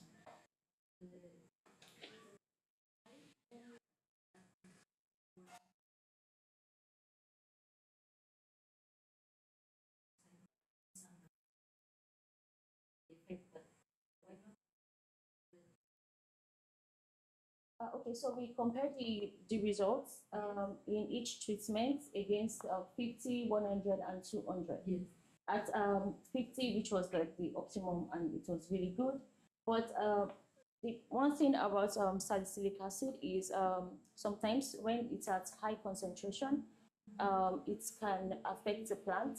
Actually, although we need it to synthesize secondary metabolites, but when it's too much, it can also affect our plants and they can be toxic. So instead of them to secrete secondary metabolites at that point, they form like a defense mechanism against, because they feel it may make like a pathogenic attack on the plant. So at this 200, I'm so sure it's because of that, like the concentration was too high for them. So like, okay, like, there's no secretion, it's just like a defense mechanism. So that could have explained why we had that result. It has other effects. Yes. As the inputs, Yes. hasn't been tested or it has no effect? Yeah, so on the route, I mentioned that NB, my extracts were not enough. Yeah. So I could not compare the results. Okay. The 50 Yeah, molar was from the not route, we significant. would also say, yeah, at 50, it was the best. Effect only on fruits. Yes. Like, I was a bit confused because I was expecting that at a higher concentration. Maybe it should be better. Yeah, Well, no. would be more effective. So something account Yes. because the matter of dose. Yes, those, yes. Exactly. It happens with other plants from what you. Yes, yeah, when I compare the results with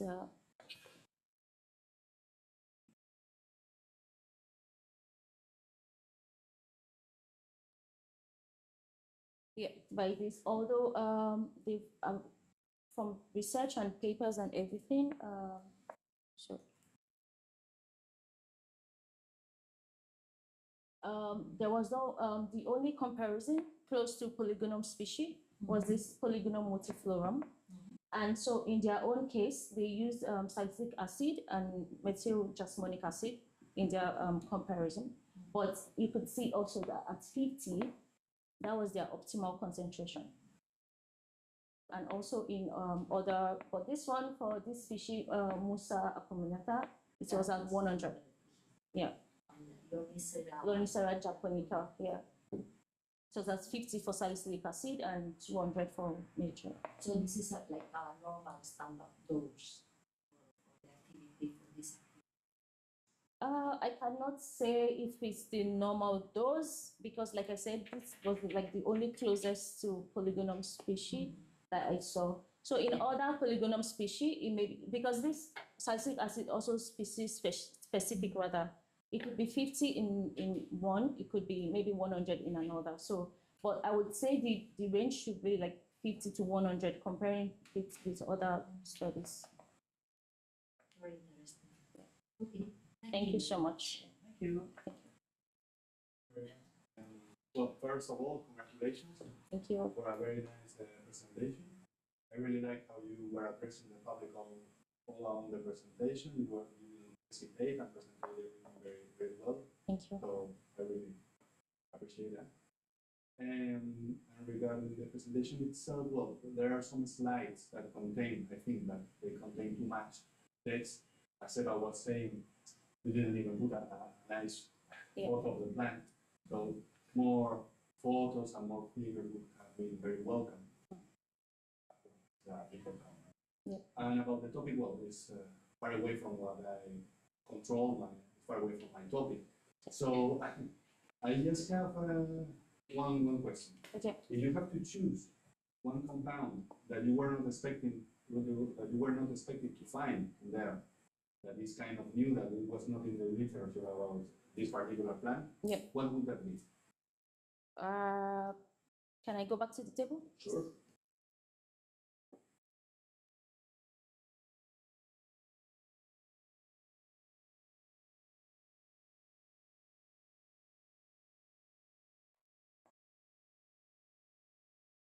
Although I would say from all of the results I put together, the garlic acid, whatever, they are still like derivative of like so many things. So I wouldn't know which ones to actually pick because all of them are, like I said, I showed they have their own beneficial properties, anti-inflammatory and all. But we have some compounds in our results. You can see from ND. They were present, but we could not like identify them. So for me, if I could pick again, which compound, I think I would maybe pick this psilocybin. It was present in our control, but it was not like present in any of our treatments. So maybe for further investigation to see why.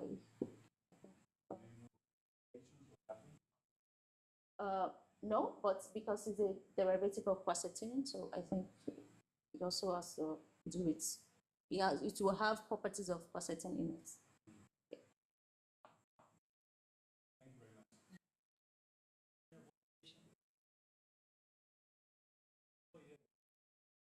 Yes, I really patient maybe too much. It's difficult to follow very fast. But otherwise, maybe sometimes text too small when you have too much information. That's comments. My question is, you already started to relate to Eva. So for a plant, probably there are trade-offs between produce one metabolite or another, depending on the forcing. Here, I think you presented everything as kind of single metabolite without too much interaction between them. So how would you study those trade-off that it's facing, which is under a certain pressure? Produce one metabolite, yeah, that will take its energy and will not produce the other metabolites. So at the end, the plant is capable of producing many metabolites which are useful. yeah. But under different treatments, there is maybe only one metabolite. Can you say something about it? So are you asking me if I don't want to have 18 metabolites, just one in my sample? No, you could have 18. Okay. What is it? How would you study these interactions within the plant under certain pressure to produce one metabolite and not produce another one? And so it's less useful for medical application you want because it's only producing one metabolite. Well, in our case, we didn't have such issue.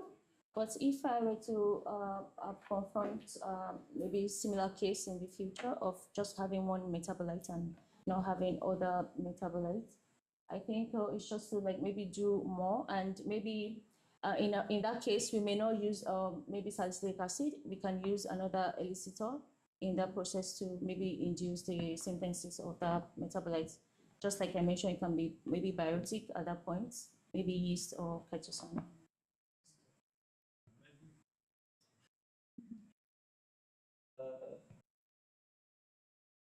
Some of the metabolites are probably from the same chemical family. Yeah. So they are produced, say, together.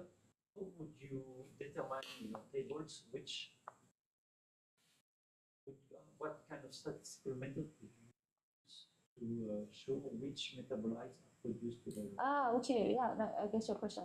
So, in the phytochemical analysis, we were supposed to quantify our results to see which was more, because I just said they were present, they were absent, and they were not determined. But like further analysis could tell you that, oh, for quercetin, we had like maybe 150, for maybe quercetin, we had like maybe 100. So from that, I could quantify which was more in our sample than the other. So that is just like we couldn't do that because of time, but for further studies, time. Yeah, for further studies. It's only 6 months. Yeah. Yeah, probably the time you made the all experiments. Yeah. Yes. Thank you.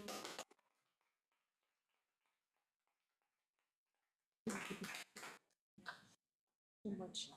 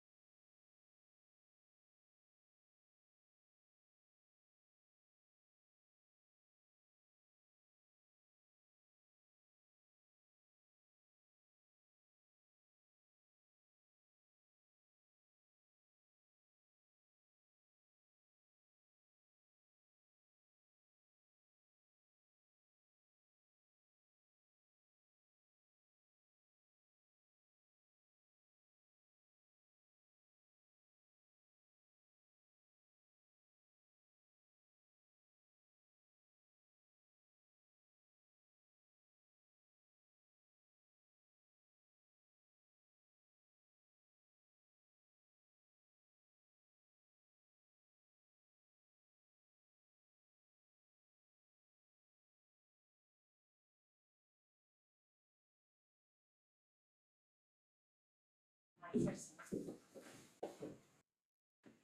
can talk, but just to let you know, with what you're talking is recorded. It's being live streamed.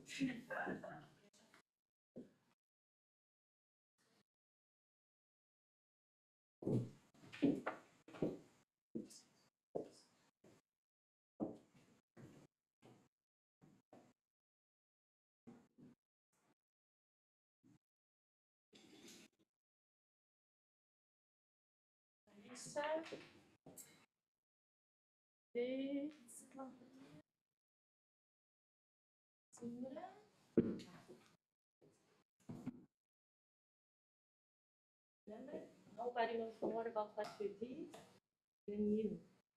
My supervisor. It's your work. No, that's probably true actually for this one.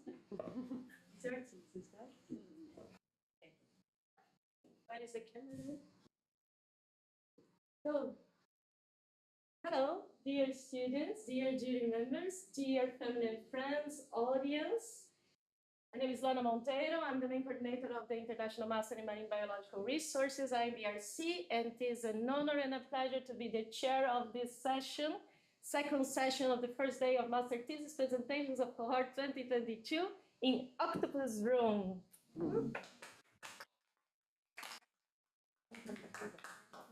And as jury members, we have myself from Goethe University, Valentin Hesley, Nico Weidberg from University of Oviedo, and Utsi Zahire from the University of the Basque Country.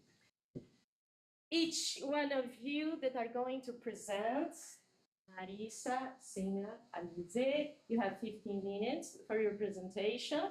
I will try to let you know when there are 3 and 1 minute left.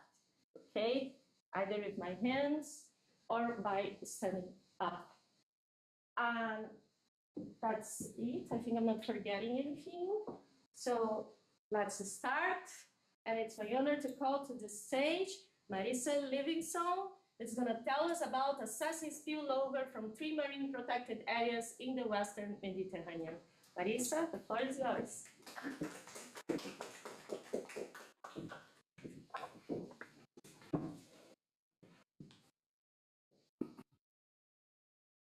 Okay. As stated, I will be discussing spillover in 3 case studies in the Western Mediterranean. Sorry, get my timer going. This was done under the supervision of Joachim Crudet at CLIOB as part of the University of Perpignan. So I'll jump right in. As we know, and many scientists have studied and agreed upon, the ocean is constantly changing and being adapted for human use. Many human activities are destructive, such as overfishing, globalized commerce, and extractive industries, and they're significantly altering marine ecosystems. This is where marine protected areas in recent decades have come to be used as biodiversity and spatial management tools to protect the ecosystems. They're developed to mitigate anthropogenic pressures, and there's a variety of schemes used in order to meet both conservation goals and sustainable use goals. In terms of capacity and use of them and implementation, only 8% of the ocean in 2024 was covered or used marine protected areas, which fell short of the global conservation targets of protecting 10% of the ocean by 2022, or 2020, I apologize. Marine protected areas, they are, like I said, they have different zoning schemes and they come in different shapes and sizes. So for this focus of my study, 2 in particular that I will focus on is a fully protected area where human activities such as fishing, mining, and any other extractive activities are strictly prohibited. And also partially protected areas, sometimes referred to as buffer zones, but again, they can be designed in different ways based on the use needs, and they allow for a mix of conservation and sustainable use activities dependent on specific regulations, influenced by local stakeholders and the needs of those communities. Some MPAs, as you'll see in my study, can be multi-zone, which means that they include both fully protected areas, partially protected areas, or some mix of the two. This is a map that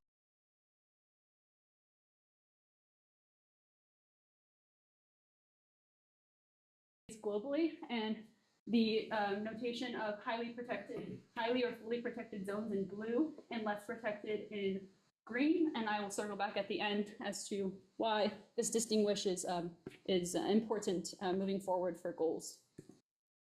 So in particular, I focused on spillover effect, which is a phenomenon that occurs in areas adjacent to MPAs. And in particular, I'm focusing on ecological spillover. There's also a counterpart called fishery spillover, but I will not be, my data doesn't reflect that, so I'll be focusing on ecological spillover. An ecological spillover is the net movement or export of biomass, which is done in two ways. It can be actively by juvenile, subadult, or adult movement across boundaries, or passively through larval subsidies being moved through to currents or other disruptions. Typically what you see in the phenomena is larger fish in the population within the populations inside the marine protected areas. Once the spillover happens, you'll be able to find those at increasing distances from the FPA or MPA boundaries.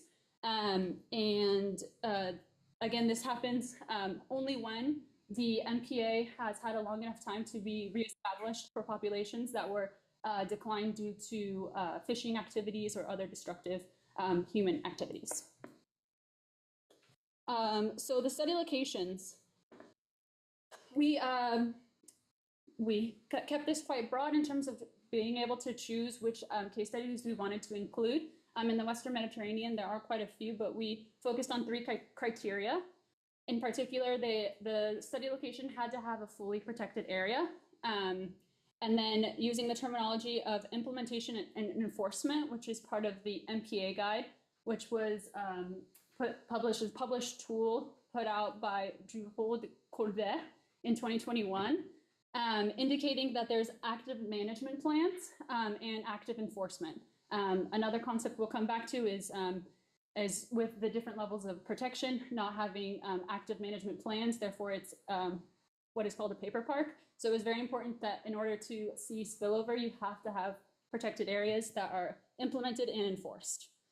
And lastly, in order to simplify the study, we used sites that had homogeneous habitat across the boundaries, meaning that it was mostly composed of rocky sediment, and then some patchy areas of meadows.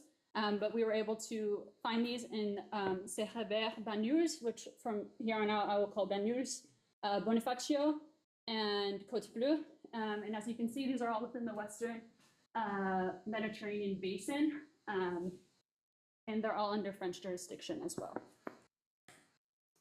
A little bit more about these choices. So Banyuls and Bonifacio are both nationally designated marine protected areas.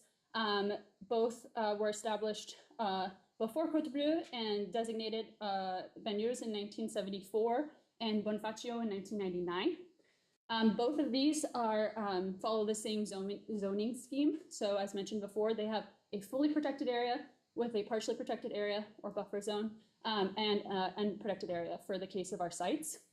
Whereas Côte Bleue is a regionally designated MPA, designated in 2012, and it has only 2 zones. So you'll see in the results that I show you, you'll see that they don't have partially protected points because there's no partially protected area.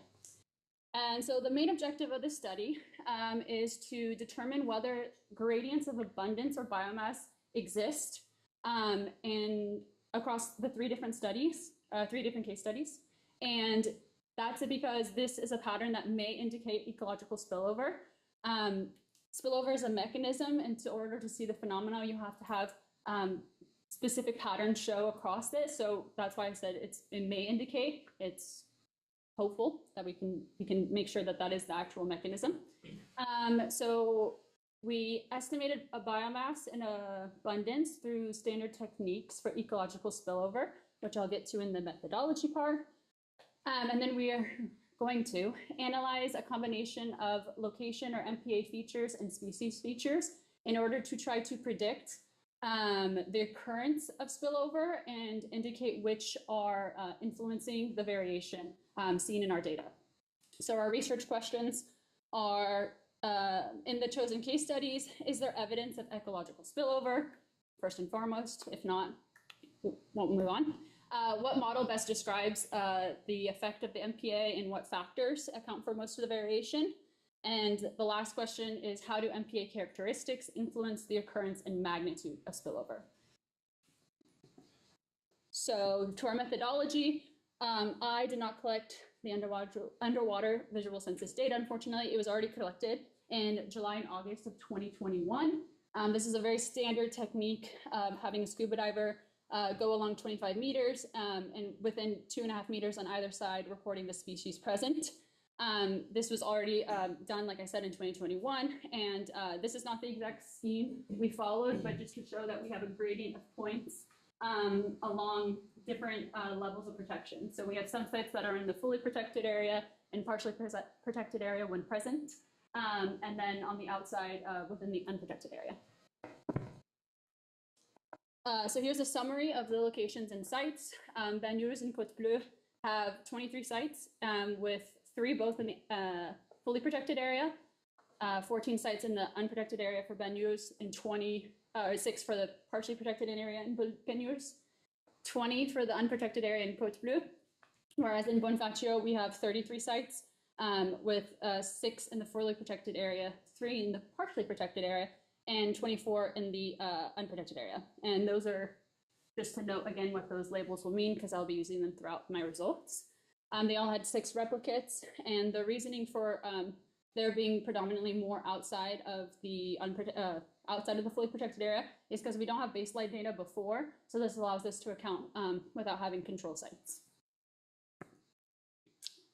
So this is where I'm at currently. I think I should have said that earlier. I'm still in the thick of doing data analysis, but we are using statistical analysis in R to assess the impact of protection level and, of course, the other factors as well. But first, we need to prove that there are differences across the different protection levels in order to pursue whether or not we would expect abundance or spillover to be occurring. So for that, we're using statistical tests like univariate test and multivariate like Permanova. And then for the future, we're going to use distance as a fixed predictor variable to see if we are able to predict based on the addition of other factors if the occurrence of spillover would happen. And lastly, we'll synthesize those and be able to make interpretations of the ecological implications of our findings. So these are very preliminary results. I just want to preface that. But we have box plots that are showing the abundance of cross protection levels. And then for this particular case is for all species. And you can't very well discern any large traits, but what's important when you're looking at spillover is the comparison between commercial species and non-commercial species because of the added pressure on commercial species and the expectation that you would see a return to the natural state in population levels within the FPA more predominant than non-commercial species. So I break that down, and you do see, excuse me, you do see a trend a rise in Bonifacio and Côte Bleue, although, well, actually, no, preliminary Permanova tests do show that it is significant actually across all 3. However, I wasn't able to finish all testing and then put it in a nice table, so take my word, but we can ask questions about it after. But you do see it once you subset by commercial species. And then if you look at non-commercial species, you see a more stable trend, which is what is expected, as there's not supposed to be too many changes because of the fishing pressure not changing for them inside and outside. However, sometimes you may be expecting to see a trend in the opposite direction of what you would expect for the commercial species, being that there is less in the fully protected area because they are typically the prey of the commercial species. But that's hypothetical and in a perfect world. I have the same for abundance. across protection levels, which is the same for all species. Not you can see some, but not as clearly as when you separate this by commercial species. So across fully protected, partially protected, and unprotected, you do see again a higher level of biomass within the FPA and partially protected in comparison to the unprotected areas. And for non-commercial, again, a very similar result across all three protection levels. And mean size, which is another interesting factor to consider because typically the phenomenon of spillover and the benefit of marine protected areas, you would expect to see larger individuals within fully protected areas. So what we see in our results for across all species, again, very similar across all three. And for protection levels, not sure yet if this is going to be a statistical difference, but there is a variability across the protection levels and for non-commercial. So briefly the discussion, as I haven't finished my results, right now our results are consistent with other studies. They're indicating that there is positive outcomes associated with protection and zoning, meaning that we see differences.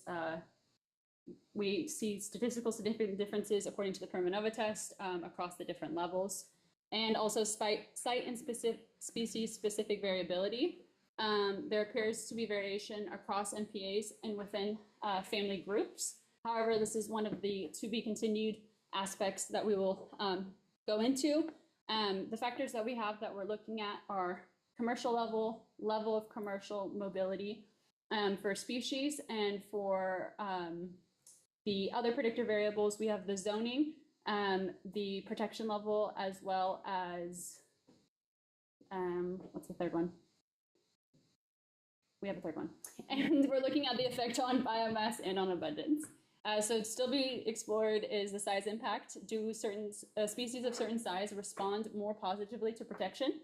That has been shown in other studies. Do we see these in any of the three examples that we're looking at?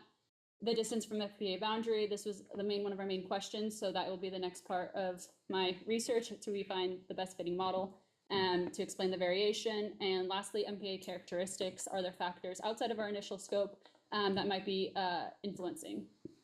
And to end, there's a lot of current research happening in this, and the phenomena that I was talking about earlier is the creation of what is known as paper parks.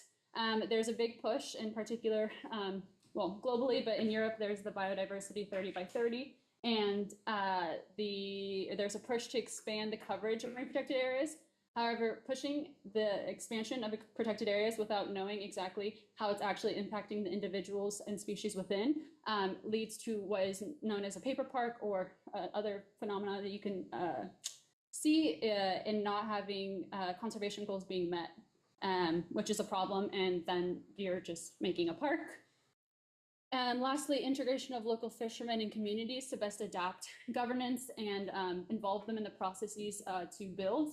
And oh, I am. Oh, and yeah, there's a lot of other areas that we could build on, such as looking at fishing effort across all the different zones as well. My acknowledgements to everyone, and thank you.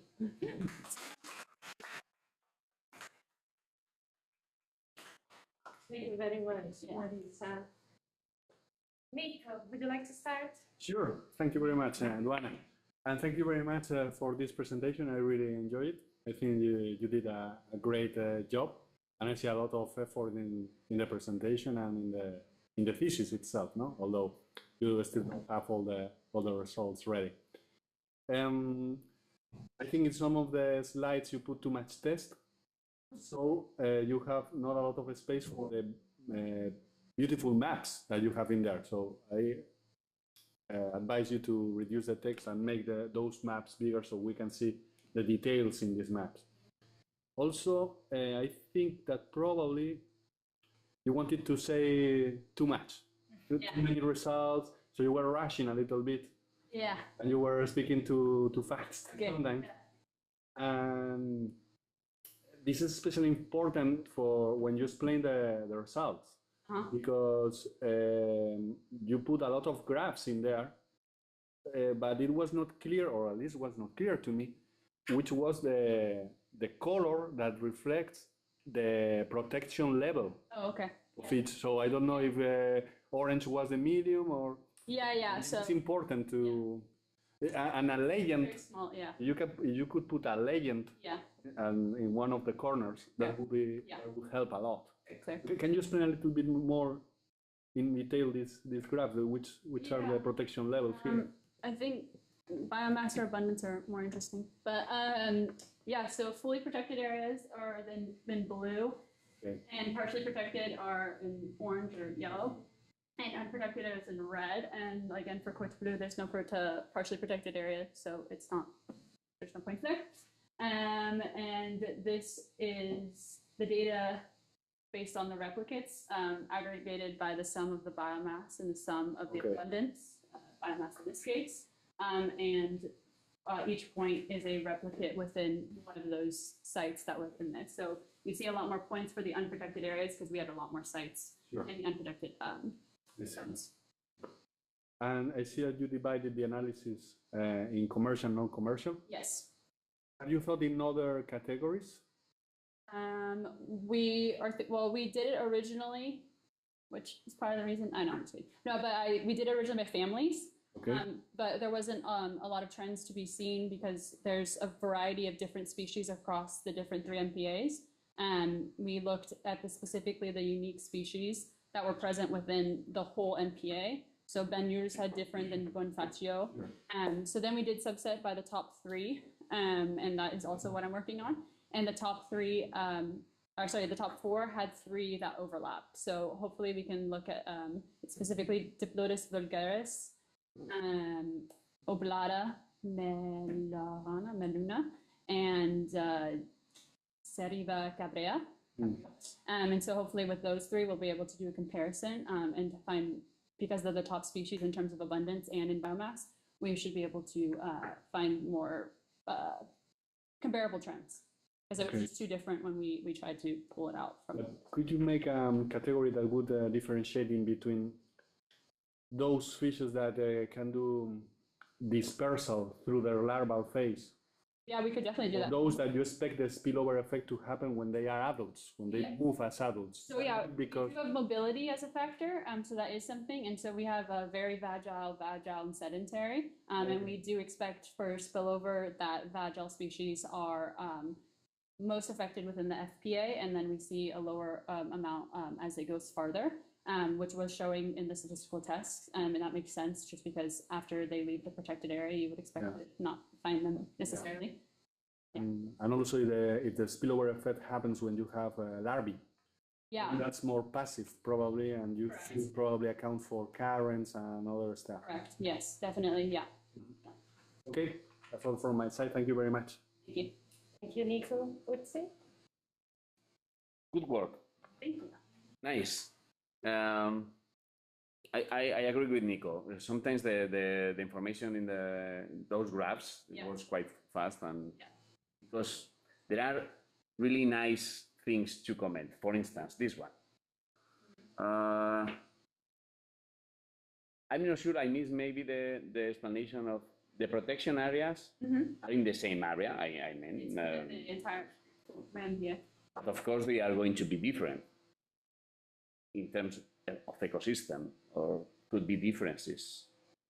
In terms of definitely in terms of it, we eliminated habitat because based on the habitat composition, it was found to be very similar across all 3. But in terms of other factors in the ecosystem, absolutely yes. I mean, they could compromise as well the difference in biomass. Yeah. Yes. Definitely. Yeah. How you could check that if it's because of the ecosystem itself or because of the protection of the adjacent areas? More statistical tests, at least there's a lot of literature already for Ben-Yurs in Bonifacio. We could compare results across those studies and looking to see the changes through time, because that's one thing that we don't have is temporal variability. That was my next question. This is only done at one point in one season, so we definitely could expand and do that. I don't know if that's expected, but it would be very interesting. It'd be really nice to see Yeah, because the to make a monitoring of No, definitely. Yeah. even if I don't know if it's I missed the year that it was protected. Oh, yeah. No, yeah. It's okay. 1774 for Banyuls, 1999, I believe, for Bonifacio, and 2012 for Coteau. Okay. They are so different periods, but there missed. is not active monitoring occurring for all of them. And this was again one point in time, as well as knowing like a fishing effort, my last statement, which is really rushed, but it would be very interesting because there's a phenomenon of fishing the line and knowing whether or not you have different amounts of fishing pressures right along the borders would also be a very big influence as to what you see at the different changing points. So like between these two, you see a big difference. There are the fishermen that are benefiting right at the end and just taking those larger fish out. So that is an expansion of the project as a whole. It's spillover med. And so that is going to be done actually over a course of a year to incorporate like the fishery catch statistics. But yeah, that was another question. That if you had, I mean, if it's possible to obtain the fisherman's fisheries information, should be really nice too. No, yeah, absolutely. That is originally that was my first thesis topic, and my second one was a meta-analysis, and this is my third. So yeah, because the title was related with fisheries, so yes, because we're going to be looking at both ecological and fisheries spillover. In that project in particular, we only have two case studies. It's Banyuls and Asari in Italy. So it's actually a different project. That this one is called Metro Driver, and that one is called Spillover Med. But yeah, that would be very interesting, and especially overlapping with maps that have already been created based on fishing level that is produced by Global Watch. Yeah, because you should have a temporal area that would be matched perfectly. It'd be very Hopefully, yeah, and it would be very interesting to be able to compare those to the ecological changes that we are expecting or we have seen. Yeah, because otherwise the ecosystem could influence so much, because you see Banyuls, yes, and the biomass of Cote, the protected area, and I mean the not protected area and the protected area have the same biomass. Yeah, no, there's a lot, because there's also, like you said, age, size, and so some of these have been complicated. Yeah, so some of them have been explored. Size has been in literature has been shown not to have and age after a certain point, because you do need the time to be able to have the populations replenish. But yeah, we don't. This is just like a point in time. So in terms of like value, there's a lot that can be overlapped and made, but it will be more robust by the end of July, hopefully. That's good. Okay, thank you. Thank you. Do you have questions for Marisa? Yeah. Do we have time for? We have some time. Okay, let's go. Thanks a lot, Marisa. Yeah. Very, very great presentation. The aesthetic is very nice. Can you go back to slide to the research design? Yeah. I think maybe I misunderstood. So can you explain? I thought one of your main goal was to assess the spillover effect on the boundaries of the protected area. From the boundaries, yes. And this is. I haven't seen it in your result. Yeah. Okay. That's why I added these graphs. Okay. All the way at the end. So this is the future. This is where I'm going. This is what I wanted to show that was not done, and it's still not done. These are very basic plots showing the distance from the FPA boundary. So can you comment? Yes, so this is Bonifacio for non-commercial species, looking at the distance from boundary, which was calculated using Latin long and R. Looking at the biomass and if there is a discernible trait, and then this is where we'll be applying linear models and looking to see if we can find a best fitting model. That has not been done, so I can tell you that we're going to try all of them. This is the distance from the boundary, and the goal is to be able to look at data like this and be able to predict based on various features. Again, you can go all the way down to species or families and see whether across different studies there has been spillover recognized in different areas, and then apply that to be able to predict whether it would be a likely occurrence for a given marine protected area. But yeah, this is very rough we had a lot of issues with data. But yeah, it's pretty, and the red is the unprotected. The orange is the partially protected. Again, for most of the cases, even if there was a partially protected area, it had the fewest or same number of sites as a fully protected area. So that's why there's a lot fewer. And yeah, this is the most basic version of what I hope to be more elaborate. Very good. I look forward to see the results. That's all for me. If you have them. I have one tiny question. Other than fishing, what do you think are other effects that can be affecting the biomass of the species in the region overall? And that should be taken into account in the future, following up the discussion that we are having here already with the jury? Yeah. Improvement, I mean, of the moving to the land. So spillover is driven by density dependent processes. So predation, change in populations in that regard. So if there's an invasive species that is potentially impacting the trophic ecology of that, we would expect there to be changes within the fish that are present. And therefore, if that's happening, that would be a harder time for the populations to reestablish themselves. As well as tourism is a huge, it is happening in the Western Mediterranean, but a lot of the case studies with marine protected areas are in the Philippines in particular. They have a high amount of the even smaller no-take zones or fully protected areas. And so tourism greatly impacts and disrupts the processes that are naturally occurring there. But for these sites in particular, potentially maritime traffic and pollution, those things that are already impacting all coastal ecosystems. Because these are all points that they are relatively near the coast. So I would expect those to be potential factors, that we have not considered at all. Would you recommend that? Would you recommend that to be considered in the future? Definitely. I don't have the expertise in terms of being able to. Doesn't need to be by No, not by myself. But of course, I feel like collaboration on things like this, where the goals are not just purely conservation. You have socioeconomic, you have local fishermen that are relying on using these ecosystems to have their livelihoods. So this is a much bigger issue than just being focused on conservation goals, for sure. Okay. Very strong message.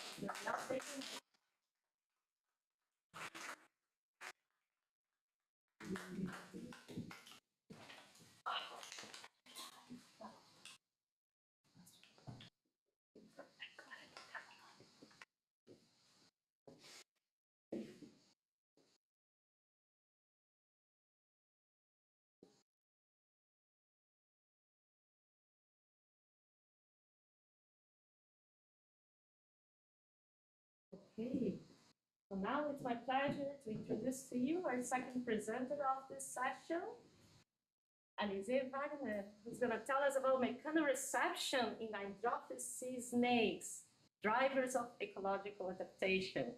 Alize, the floor is yours. We have 15 minutes, and I will stand up when there is 1 minute left. All right, thank you.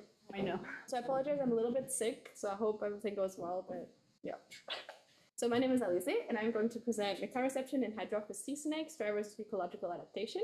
My supervisor was Jennifer Riddell, and I worked at La Trobe University in Melbourne. So let's look at the title. Mechanoreception and sea implies mechanoreception in the ocean. What is mechanoreception?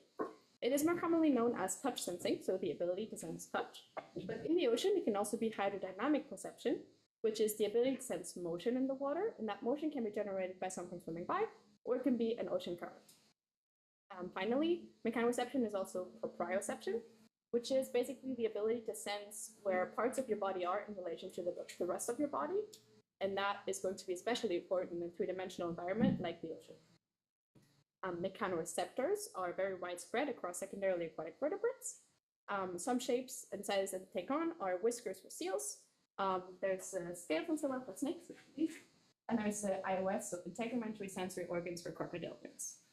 In true aquatic vertebrates, the most famous system is probably the lateral line system, which is in fish and sharks. Now, for my study, I'm looking at hydrophis sea snakes. So what are they? They are part of the elapid family, which are front-fanged venomous snakes, and the fangs are not collapsible like they would be in viperoids. They're part of the Hydrophinae family, which is comprised of 4 groups. There's the true aquatic Hydrophis and Apiceros sea snakes. There's Laticata, which are sea kraits. And then there's about 100 species of terrestrial Australo-Melanesian snakes. In snakes, mechanoreceptors are called scale sensilla. This is what they look like. So basically, we have an imagination of the dermis going up into the epidermis. This is a central nerve cluster. That's going to compress the skin at the top, and it's going to form a visible lump at the surface of the skin. Hydrophis sea snakes have a vision that is very adapted to living in the ocean, as well as vomerofaction, which is tongue flicking. Olfaction, however, is very reduced. My study has 3 main aims. The first one is to look how sensilla traits correlate with species ecology, or if they do at all. The second one is to look at morphological variation in shape and size of scale sensilla. And the third one is to look at the importance, or if we can quantify the importance, of mechanoreception as a sense by looking at the nerves. So let's start with aim number 1. For this aim, I used 12 species of the genus Hydrophis, which are all listed here in this phylogenetic tree, along with some ecological traits that are going to be important for the analysis later, the main ones being feeding ecology and prey microhabitat. For each of these 12 species, we selected 6 cephalic scales, which are located all around the head. So we've got some on the frontal side, on the dorsal side, lateral sides, and also on the ventral side. And then these scales are going to give us a good overview of mechanoreception along the head. We then imaged these mechanoreceptors using a gel side scanner, which is essentially a surface topography imaging tool. And then we ran that through a program called Mountains, which allowed us to select only the sensilla with thresholding. And then we selected number, height, density, and coverage as our traits that we're going to look at. We also added head length because we want to make it comparable across different snake species. The data revealed itself to be not normally distributed, so we ran experiments around correlation coefficient. And we found that we have significance between head length and height and number. So then we did general linear regression to look at the residuals, but that actually ended up collapsing the data too much. And so we ended up just dividing height and number by head length to make it comparable. Finally, we did a phylogenetic principal component analysis, and we mapped a polymorphic space, which is basically the phylogenetic tree, onto that. And then we did k-means clustering to see if we could find any clusters that matched ecological traits. So these are the results for this aim, or more specifically, the loadings of the PCA. And so I want to get your attention to especially PC2, where the negative is mainly driven by number, and the positive especially driven by height. PC3 is mostly driven by head size. So keeping this in mind, these are the results of my PCA. So first and foremost, what we can see is that we have 5 groups, 5 clusters that are being formed. And we can see that they separate nicely along ecological traits, especially along PC2 with feeding ecology, and along PC3 with the prey microhabitat. Now, some of these clusters are actually very, very similar in their ecology, and they have traits that are very similar overall. And so we ended up making 3 groups out of these 5 clusters, which are these. So clusters 1 and 4 have very high values for sensilla height, but low numbers of sensilla overall. And they are open water specialists that are targeting spiny prey, mostly catfish. We've got clusters 2 and 5 that have intermediate values for height, but very high values for density and coverage, especially on the frontal scales. And those are bottom-dwelling, ambush-feeding predators, targeting cryptic elongate prey, so mostly eels, that live in burrows or crevices. And the last cluster has the lowest values for height, but high values for coverage, and especially number. And those are day active generalists, and they don't have a preference for a foraging type or for a certain prey. They just take everything that they want, essentially. Let's go to aim number 2, the morphological variation in scale sensilla. So we used the same 6 cephalic scales, but we only used them for Hydrophis major, so only one species, and we treated them for microscopy. So I did scanning electron microscopy, which is microscopy on the surface of the scales, where we got measurements in Fiji of the sensilla themselves. And then I did light microscopy on sections of these sensilla, where I did measurements on the different thicknesses of the skin layers. Let's look at some results. So this is what you expect to find when you look at a scale sensilla. This is what they look like on terrestrial species, but also in other marine snakes. They are a smooth dome elevation in the skin, and they have a variety of different sizes. What we also found and what's new is a second type of receptor that has been described before, which is called a mountain receptor, and we called it mountain because it looks like a mountain. Notably, smooth film receptors and mountain receptors are on average the same diameter, but mountain type receptors are much taller than smooth films, being about 130 microns, while smooth films are about 60 microns. We confirmed the existence of these cincilla looking at light microscopy, so sectioning. And so this is what we find. And I want to draw your attention to the fact that the papillae, so which is the central cluster, is not in the center under the mountain receptor, but is slightly off center and not under the highest point, which gives it a directionality. So along these red lines, I selected some pictures to show you sections. So this is what they look like. We can very clearly see the dark blue top layer, which is called the Oberhäutchen. We've got the compacted stratum corneum and the more relaxed stratum germinativum, which are all part of the epidermis. And then we've got the dermis underneath, and that's nicely coming up and forming the papillae in both receptor types. Looking at the thicknesses of the skin layers, they're actually very similar between the receptors, except very obviously at the highest points of the mountain receptor, where you have much thicker layers than everywhere else. And especially the papillae is actually identical in dimensions between both receptor types. Let's go to aim number 3. So it's looking at the nerves. So to do that, to quantify mechanoreception, we looked at the trigeminal nerve, which is the nerve carrying mechanosensory information, and it links up to the brain at the cerebellum here. It separates into 3 branches. We've got the ophthalmic branch, which is in the upper part of the head, going from the eyes to the nose. We've got the maxillary branch, which is still in the upper jaw, and it goes along the mouth opening towards the nostril. And then we've got the mandibular branch, which innervates the entire lower jaw. And so we took samples of each of these nerves, we sectioned them, and then we treated them again for microscopy. We got overall pictures of the nerves using light microscopy, where we did measurements on the dimensions of the nerves, and we did more in detailed pictures with transmission electron microscopy, where we got higher magnification images, where we did manual counting of all axons, and for light microscopy, we counted only myelinated axons because you can't see the unmyelinated ones. They're too small. So let's look at some results. The first thing you can see in light microscopy is that the mandibular division is by far the largest division in the head. And in fact, it actually has about 16,000 myelinated nerves, while the other two only have about 8,000. When we look at transmission electron microscopy, the first thing you can see is that unmyelinated axons are very, very small compared to myelinated axons. You can barely see them, in fact. What we also notice is that there is a strong difference in the different axon sizes for the myelinated axons, and also in the thickness of the myelin wrappings. And those wrappings go from about 9 layers to up to 75. When we're comparing the trigeminal nerve to other species to get an idea of how specialized mechanoreception is in the Hydrophis major, we divided axon numbers by head length to make it comparable across other species. And we actually found that the numbers of myelinated axons place Hydrophis major as a tactile specialist because they're way above species like the ostrich, the emu, and the human, which are not tactile specialists, but they're not quite as high as other species of Crocodilia, which are known tactile specialists. When we look at all 3 different branches, we can see that the branches are actually much closer together than they are for the other 2, especially the ophthalmic branch having barely any axons for the Crocodilia. However, again, the numbers are much lower for Hydrophis major than they are for any other 2 species. So what do these results mean? Let's go back to the ecological traits. And so we've seen that cincilla traits are driven mainly by feeding ecology, and that includes prey type, prey microhabitat, and the foraging strategy. Other studies have actually shown that feeding ecology also led to adaptations in activity patterns, habitat use, and sensory modalities used for prey recognition, and so it's no surprise that they also have an impact on mechanoreception. Other factors that we did not test for was sex, simply because we didn't have enough individuals to test for it. Then there's the aspect of protection against abrasion. If you imagine a snake going down a burrow, having really tall cincilla is not very practical. And so having short cincilla could just be to protect them from being rubbed off.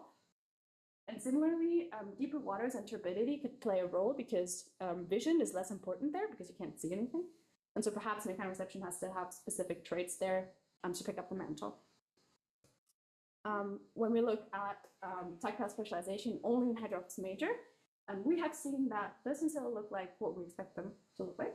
They're mesonine-like mechanoreceptors, which are homologous to plant snakes, sea snakes, and other aquatic snakes. However, we have found a second type of receptor, and especially the difference in the location of the dermal papillae could hint at functional differences, with the pressure regime of the water being different above the receptors, and perhaps the turbulent flow as well. I personally think that mountain-side receptors are more for proprioceptive purposes, and scale cincilla are more for hydrodynamic perception.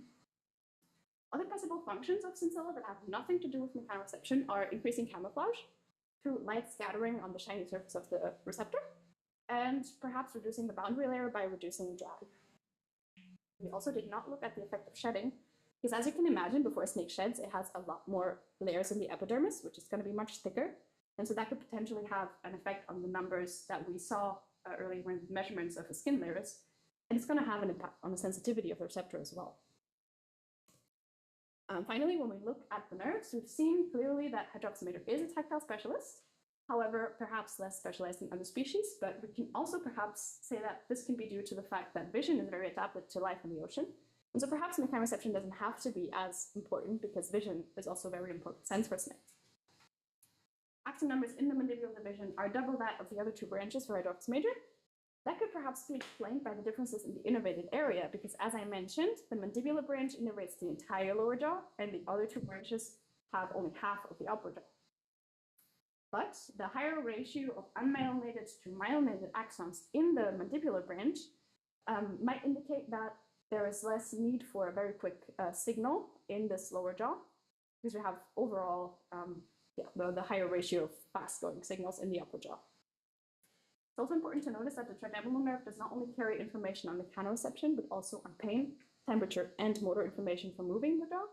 And so those are all going to take up a part of the axons that we counted earlier. So that has to be further investigated.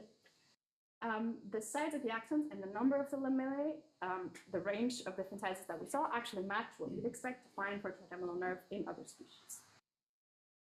So to conclude, we have seen that the morphological traits of scale cincilla can be used to determine the feeding ecology of species of the genus Hydrophis, and this can perhaps be applied to other species as well. We've seen that a new type of receptor has been identified, which could hint at functional differences, and so perhaps sensitivity studies would be appropriate there. And then we've seen that Hydrophis major, and perhaps by extension other snakes of the genus Hydrophis, are indeed tactile specialists. The true specialization will have to be investigated by looking at different nerves, like the optic nerve, for example, to see how important those nerves are, one compared to the other. These are my references. And I would like to thank especially Jenna Crowdell, Sean Cullen, and Kate Sanders for letting me work with them. And I would like to thank everyone else who was along the way, who trained me, who helped me get my data, and who was just there to support me. Thank you for your time.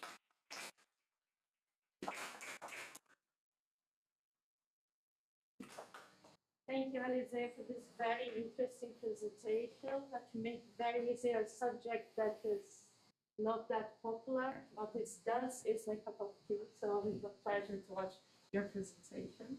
So now it's time for questions from the jury. Richie, would you like to start now? Yeah. Thank you very much for the presentation, and I'm sorry for you because Jonan arrived just now, and Jonan is an expert in histology. Okay. Not but it's really nice to see histological presentations. We enjoy a lot with histology, so for us it's really so, and we know the work is behind that, so thank you. And the questions I have, you already somehow answered in the part that with the discussion, because my questions were, what happened with other mechanoreceptors? I mean, which one? You mentioned Meissner, but there are other ones? Yeah, there's so many different types of mechanoreceptors. Meissner ones are the most common touch receptors. We actually also have them. And so I'd have to do more staining to look at the sections to see if there are other receptors, because you can stain specifically for nerves, which I didn't do. I just did teledyne blue staining for everything. But deeper in the dermis, there are Pacinian receptors as well. But the majority of the scale cincilla in snakes are Meissner receptors. Yeah, I think that you know where those mechanoreceptors are because you have the mountains, and so it's easier to go and make a section and should be there. Well, But maybe other ones. it took me a while. Yeah, I know, but I mean, at least you have a reference Yeah. as to where to go and check first the slide is said, and here is the mountain, okay, I can go. Exactly. Otherwise, the other ones are deep in They're missing dermis and pure luck finding them. You just have to cut until you get one, basically. difficult. But it should be really nice to see the Yeah, connection. absolutely. The other question was the mold. Mountains? The mold, the change in the skin, the molting. No, Yes? no. I mean, Same images. when you change the skin, the molting. Oh, yeah, sorry.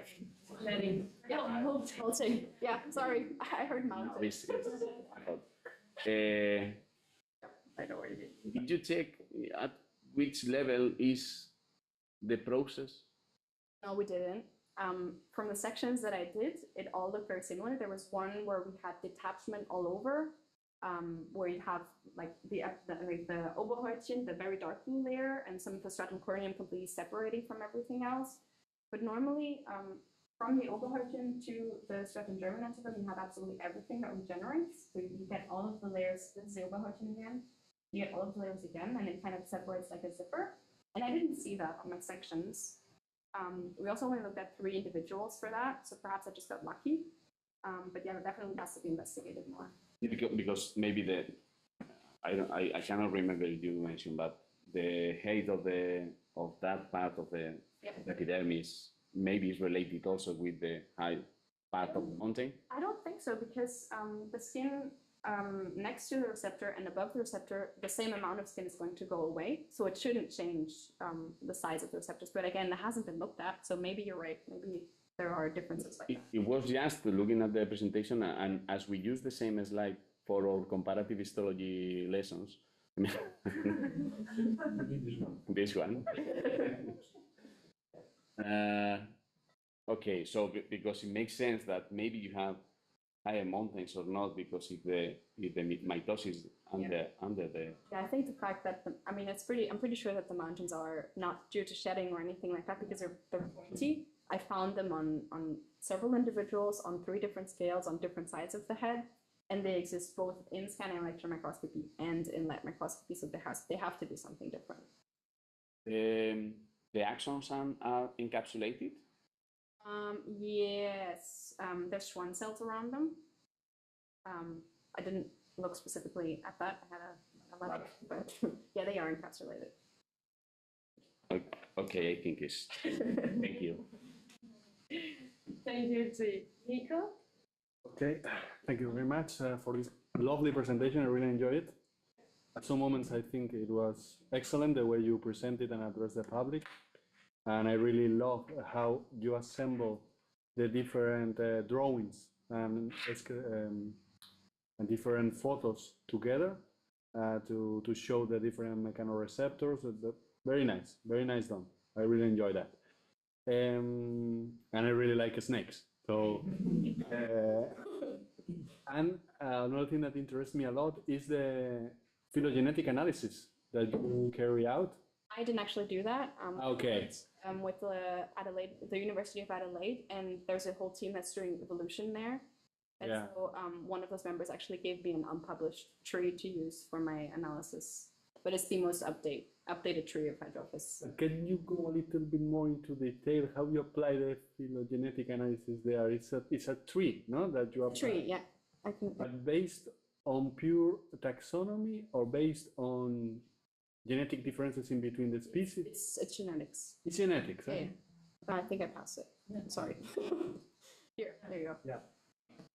Yeah, it's a genetic. It's genetic, it's not taxonomy. No, so if you look at taxonomic trees, because I worked with a different tree first, and then I got the most updated trees, so I ran everything again. And there are not that many differences. Hydrophis ocellatus, well, Hydrophis ornatus is actually separated now into 3 phylogenetic groups. So I just picked the one that was in my study area, which is the Australian waters. Hydrophis major and Hydrophis Thesis are only sister groups since the most recent tree. They were separated earlier, but overall, there's not that many changes. No, I'm asking because it would have been easier, but less detailed probably, to go to these websites like these databases in internet like worms. But that would be purely taxonomy. And there were already a few published trees on Hydrophis, so I just got lucky that it was already done and didn't have Okay. to do it. Okay, I see. And what is your opinion about the evolutive mechanisms behind the different mechanoreceptors? I mean, do you think there is convergent evolution here, that some of the species that are not closely related converge because they are in the same kind of habitat and have the same mechanoreceptors? Definitely. Or so. you think that that's operating, and that's more important? That's what we're seeing with the principal component analysis. Okay. Because it doesn't match the phylogenetic tree at all. Maybe it's like the lines, this is the tree behind it. And there's, except for these two, which are closest sister groups, those are consistently always together. But I've got, especially in this cluster, there's snakes that are together that are really, really all over the tree.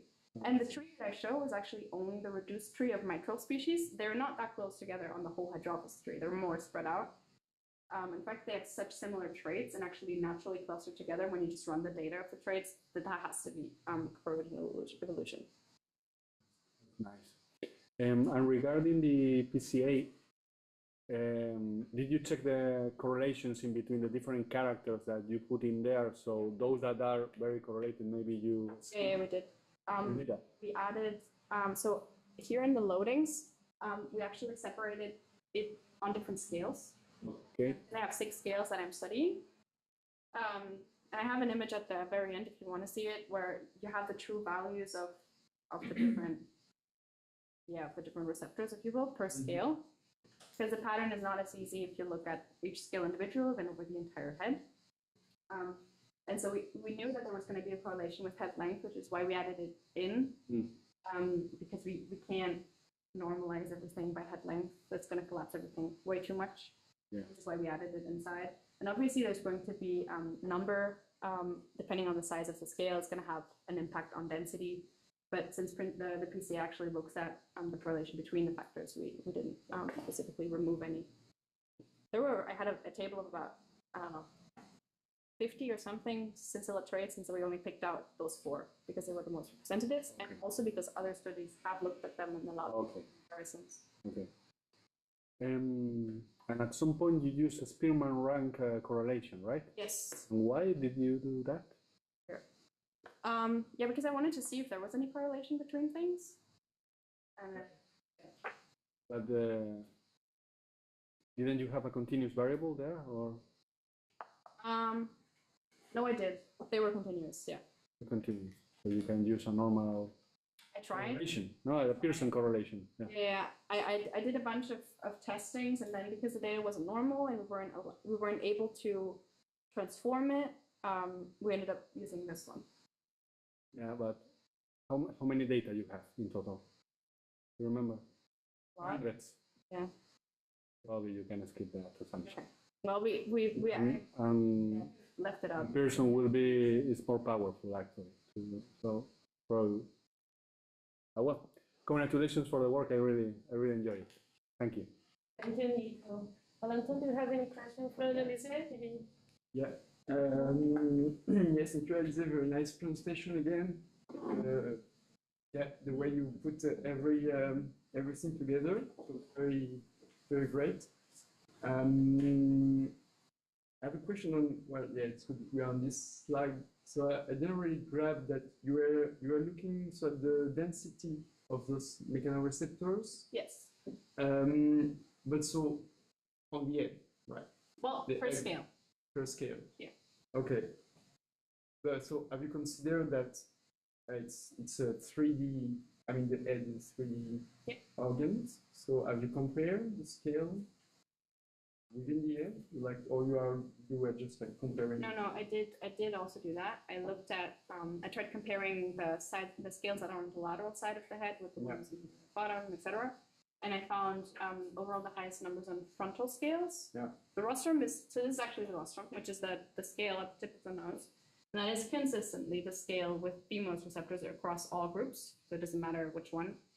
And I compared lateral scales with dorsal scales, and I compared all the scales between each other. I did a full entire head study, but the results weren't that different overall. Or the scales on the bottom, so the genial scale, that one has considerably, for everything, the lowest values, because overall the chin is less, that there are less receptors there. Does that answer your question?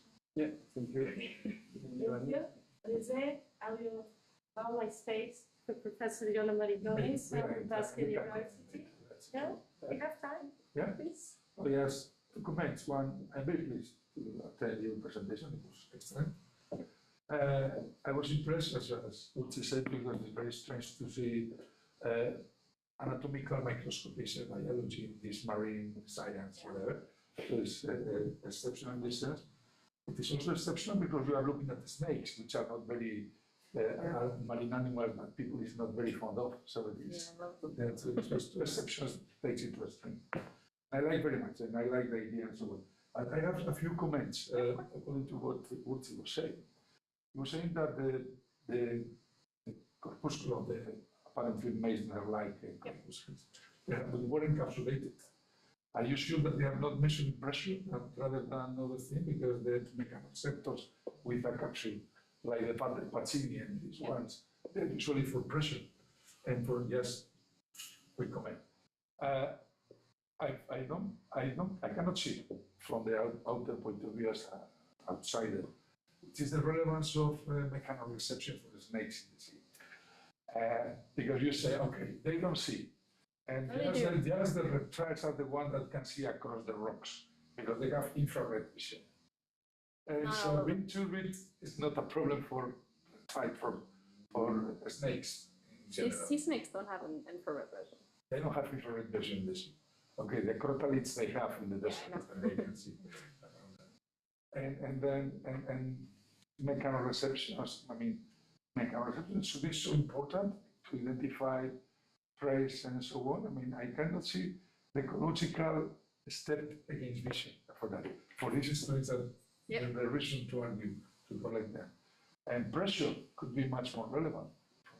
Yeah, so mechanoreception, I think you missed the start of it. It is pressure, so it's touch sensing, but for the ocean especially relevant is hydrodynamic perception, which is the ability to sense motion in the water. So when something swims by, that changes the pressure regime above the receptor, or if you have a current going.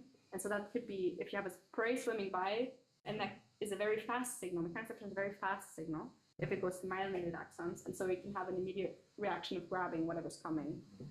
Rather than having to see it, especially when you're in deeper waters, or there's a lot of species that, or not a lot, but a few species that live in estuaries where the water's super murky, so vision is going to be essentially useless there. So you have to have another sense that picks that up. Have a comparison with the neuromast.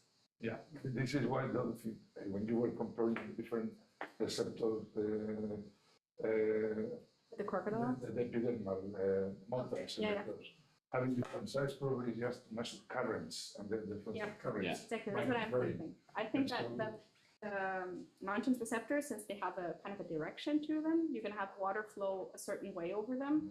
And so I think those are for positioning in the water.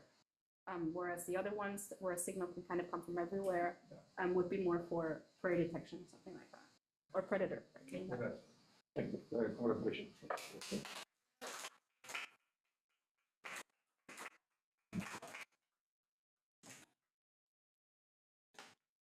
Okay, now we're going to move off topic. I'm just going to wait for the presentations on screen to introduce our next speaker.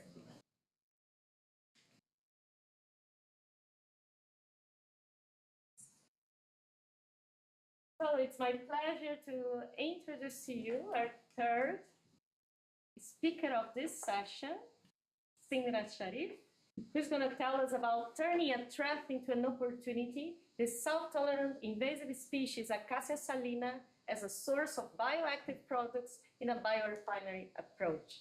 Semra, the floor is yours. Okay. Hello everyone, my name is Semra, and today my topic of my thesis is turning a threat into an opportunity, the salt online invasive species Acacia serigna as a source of bioactive products in a biorefinery approach. So this thesis was done under the supervision of Dr. Luisa Castadio at CCMR, University of Algarve. Starting with the introduction, so first of all, the invasive species. So invasive species are those that are introduced into the new geographic area or ecosystem intentionally or unintentionally by human actions, and later establishing and expanded their area of growth. Over 12,000 of alien species have been identified in Europe, and out of which 10 to 15% are potentially invasive. So in the last 2 centuries, the number of invasive species have been rise to an alarming level in Portugal. Almost 600 foreign species have been identified in Portugal, and 40% of them is potentially invasive. Besides ecological impact, the presence of invasive species has resulted in economic stability. Almost 12.7 billion euros per year in Europe is spent on the management of those invasive species. So the genus Acacia is found in tropical and temperate regions, and almost 1380 species have been found. And Acacia saligna, which is my topic of research, it is native to Australia, Western Australia. So it is introduced for the forestry purposes to stabilize sand dunes, and later it become invasive worldwide. Due to its extreme survivability in harsh climatic conditions, its invasion is spread in Middle East, Asia, Africa, South America, and some part of Europe. Acacia saligna contains unique secondary metabolites, and these metabolites have traditional application in medicine, which includes treatment of corneal aberration like certain eye diseases, treatment of diarrhea, dysentery, and it is also used for anti-nematode action against gastrointestinal parasites. It is also used as a feed for grazers, and it is also, the bark of Acacia saligna is used to make paper and packaging material. All of these bioactive properties is contributed by the phytochemicals present in the Acacia saligna, which belongs to the bioactive class of compounds, flavonoids, phenolics, saponins, tannins, and terpenoids. So Acacia saligna, as it contains diversity and level of bioactive molecules, and leveraging these qualities in a biorefinery perspective will promise a strategy for the renewable resource management and establishing a circular bioeconomy. By processing the biomass of Acacia saligna, it is able to produce biochemicals such as pharmaceutical, cosmetics, and in the veterinary industries in a biorefinery approach. So the aim of this study is to identify potential value-added products from Acacia saligna in a biorefinery approach. Within this general goal, there are certain specific objectives that have been addressed. The first objective is to prepare sequential extracts of Acacia saligna using solvents of decreasing polarity from the stems and leaves of Acacia saligna. The second objective is to determine the total flavonoids and phenolic contents of the leaves and stems of the Acacia saligna. The third objective is to evaluate the allelopathic properties of the water extract. And the fourth objective is to identify the antioxidant and enzyme inhibition potential of these extracts. And lastly, the fifth objective is to determine the mineral, carbon, hydrogen, nitrogen, and crude protein level of the final residues which are left after all the extractions.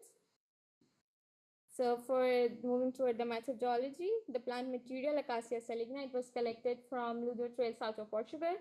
After collection, the plant material was washed and dried at 40 degrees centigrade for 4 days. After complete drying, the plant material was sorted into leaves and stems and then grounded. After complete grinding, the plant material was processed to obtain extracts of by using solvents of decreasing polarity. These are the solvents that are used for the extraction. So the extraction was carried out in the ratio of 1 gram of biomass per 40 ml of the solvent. After the extraction, all the concentrated extracts were suspended in DMSO. For the bioactive potential, to check the bioactive potential of the extract, first the allelopathic potential of the water extract of Acacia saligna was tested against two targeted species, which is Lactuta sativa and Lolium multiflora. And also, after all the extraction, the final residues were evaluated for its minerals by digesting it with nitric acid and then doing the atomic emission spectrometer. And then the CHN and the crude protein level was also identified using the automated CHN analyzer. And then the sequential extracts of Acacia saligna was also evaluated for their chemical profiling in terms of total phenolic content and total flavonoid content. The antioxidant potential of the extract was also evaluated using the radical scavenging activity using radical DPPH and ABTS, and also using the metal-based activities, which is copper chelating activity, and FRAP, which is ferric reducing antioxidant power. And lastly, the enzyme inhibition potential of the extracts was also tested against those enzymes, ACHE and BCHE. The full forms of these is given here. So the results were expressed as mean and standard deviation, and when Villanova and Turkey post-hoc test was performed, and the Excel stat and graph parallelism was used for the analysis. And moving towards the result, the chemical profile of the extract, which was shown in the form of total phenolic content and the total flavonoid content. So here in the graph, the blue bars are for the extracts of the leaves, and the red bars are for the extract of the stems. In the first graph, the total flavonoid content is shown by the total flavonoid content is shown, and in the first graph, it can be seen that the methanol acetone extract has the highest phenolic content, which is shown in the stems. And in the second graph, the total flavonoid content for the methanol acetone extract, which is highest in the case of leaves. So this study suggests that while it is lower in the other extracts, this study shows that the polarity of the solvents contributes towards the abundance of the polyphenols present in the extracts. And these polyphenols contribute to the bioactive properties, which include antioxidant, anti-inflammatory, and anti-cancer effects. And it also states that the type of polyphenol present in the extract is also contributed by the type of plant part used for the extraction. So the allelopathic properties of the water extract was tested against two targeted plant species, which is Lactuta sativa and Lolium multiflorum. So the water extract was applied in 3 different concentrations, as you can see here. So the extract inhibited the germination of seedlings in a dose-dependent way. As you can see in this one, the germination of the seedling is completely inhibited in the 50 milligram per ml, but there is some you can see here, and there is more growth of seedlings here in the 12.5 milligram per ml. So this result is also, okay, sorry. These arrows show the rate of inhibition of germination of seedling growths. Our study is also supported by a study done by a lab 2013. It shows that the aqueous extract of Acacia saligna, which inhibited the growth of Lactuta sativa seedling at the concentration of 40 milligram per ml. And another study done on another Acacia species, Acacia pinnata, which shows the allelopathic effect on Lolium multiflorum, which was more evident in the roots, not in the on the shoots. So the antioxidant properties of Acacia saligna was tested against DPPH, ABTS, PCA, and FRAP. As from the results, it is shown that the methanol acetone extracts of the stems has the higher EC50 value. So for the EC50 value calculation, the extracts were tested at different concentration from 10 milligram per ml to 0.01 milligram per ml. So the extracts which shows the activity higher than 60% were used for EC50 calculation. So lower the EC50 calculation, higher is the antioxidant potential of the extracts. So here in the stems, it's the methanol acetone extract shows the lowest EC50 value, indicating the highest antioxidant potential. This study is also supported by another study done by Salim et al. 2021, which shows that the bark of Egyptian Acacia saligna, the methanol extract of which shows the inhibitory activity at 0.01 milligram per ml. another study done by Smara et al. 2023, which shows that the antioxidant activity of methanol extract of Acacia saligna was highest in the bark, which is also the case in our study as in stems, and then it's followed by leaves and flowers. So the higher antioxidant potential of the polar solvent is attributed to the abundance of polyphenols. So enzyme inhibition potential of Acacia saligna extract was also tested, as acetylcholine is an important neurotransmitter in the brain. So the cholinesterases are the enzyme that hydrolyze acetylcholine, resulting in the dysfunctional cognitive abilities. So inhibition of cholinesterases is the perfect target for treating degenerative neuron diseases. So that's why we are trusting Acacia saligna for its enzyme inhibition potential. Here you can see in the water extract of the stems, it shows the highest enzyme inhibition potential, while the other extracts show the varying degree of enzyme inhibition potential shown by its IC50 value. So lower the IC50 value, higher is the enzyme inhibition potential. So this study is also supported by, it is also done on two Acacia species, which is Acacia cebriana and Acacia nilotica, which are the good inhibitor of these two enzymes, with the IC50 value ranging from 55 to 82 microgram per ml. And then towards the evaluation of chemical properties of the final residue, the mineral content of the final residue, which was left after all the extraction, was also tested. So the minerals which were found in this study was very lower because it was the residue which was left after all the extraction. So possibly there were all the polyphenols and all the bioactive molecules were already extracted using the previous extraction procedures. So, but the highest was found in the calcium, the first one in the leaves. But the mineral analysis is important because it gives insight for the nutrient value and potential toxicity of the extracts. It also provides if it's suitable for soil amendment, animal feed, and bioenergy production. And the presence of nitrogen, phosphorus, and potassium, it also indicates whether the extract has fertilizing properties or not. And the presence of essential elements like zinc and selenium, it gives a good indication of the nutritional value of the extract as it can be used for animal consumption. Besides that, the carbon, hydrogen, nitrogen content and the crude protein level of these extracts was also tested. In our case, the results shows that the higher carbon content was found in leaves, which gives a good indication for carbon sequestration and energy production. And the higher nitrogen content, which was again found in leaves, which gives indication about the soil amendment and fertilizer applications. And the lower CHN value, which is found in leaves, it also tells us about that the extract has ability for quicker decomposition and nutrient release if it is applied as a fertilizer. And the higher crude protein, which is found in the leaves, again, it provides it gives indication about protein supplement in the animal feed for using the extract.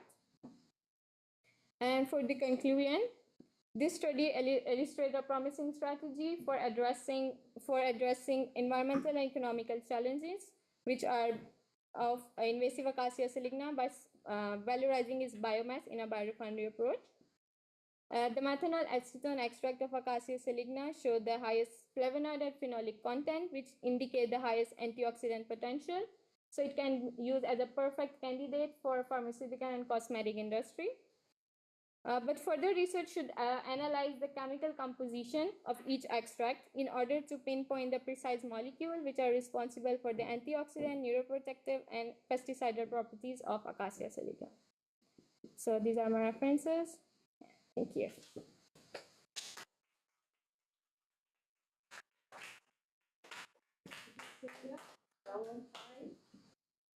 Interesting how you are very comfortable on the biotechnology subject. Shows a lot of focus and congratulations on that. Valentin, will you give the privilege to start this time? Yeah, thanks a lot. Yeah, very nice presentation again, like very aesthetic, I like it. I have a question. Like, what season did you harvest this plant? And well, the question behind that, do you think you will like see some variation in terms of molecules that you can find, maybe in the concentration, and of course the biomass available Yeah. over the year? Yeah. What's your thought about that? Okay, for me, because I did my plant sampling in January, so I think that could the time at we do the plant sampling, it will impact the bioactive compounds that are found in it. So for me, I would say it would have an impact, but I don't know, like because it was usually harvested in from August to September in this time period, but we did it before, so.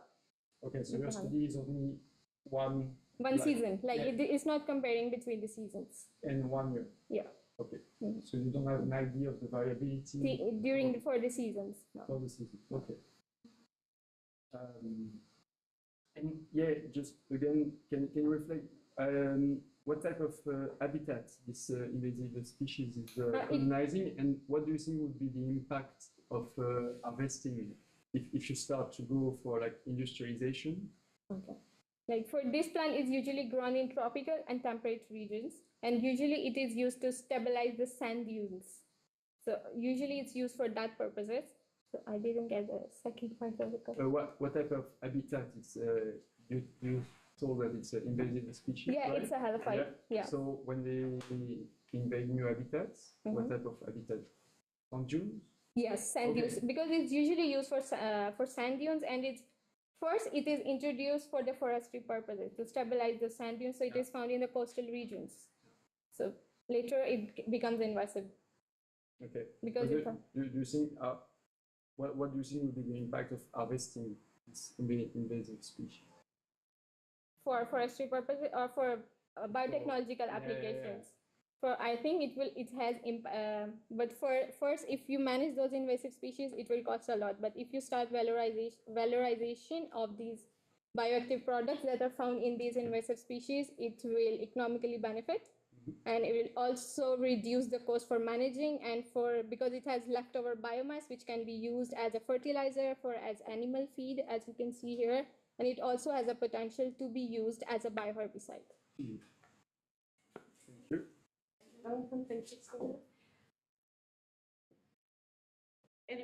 you. Okay. Thank you very much. I enjoyed the presentation. It was very nicely structured, very easy to follow.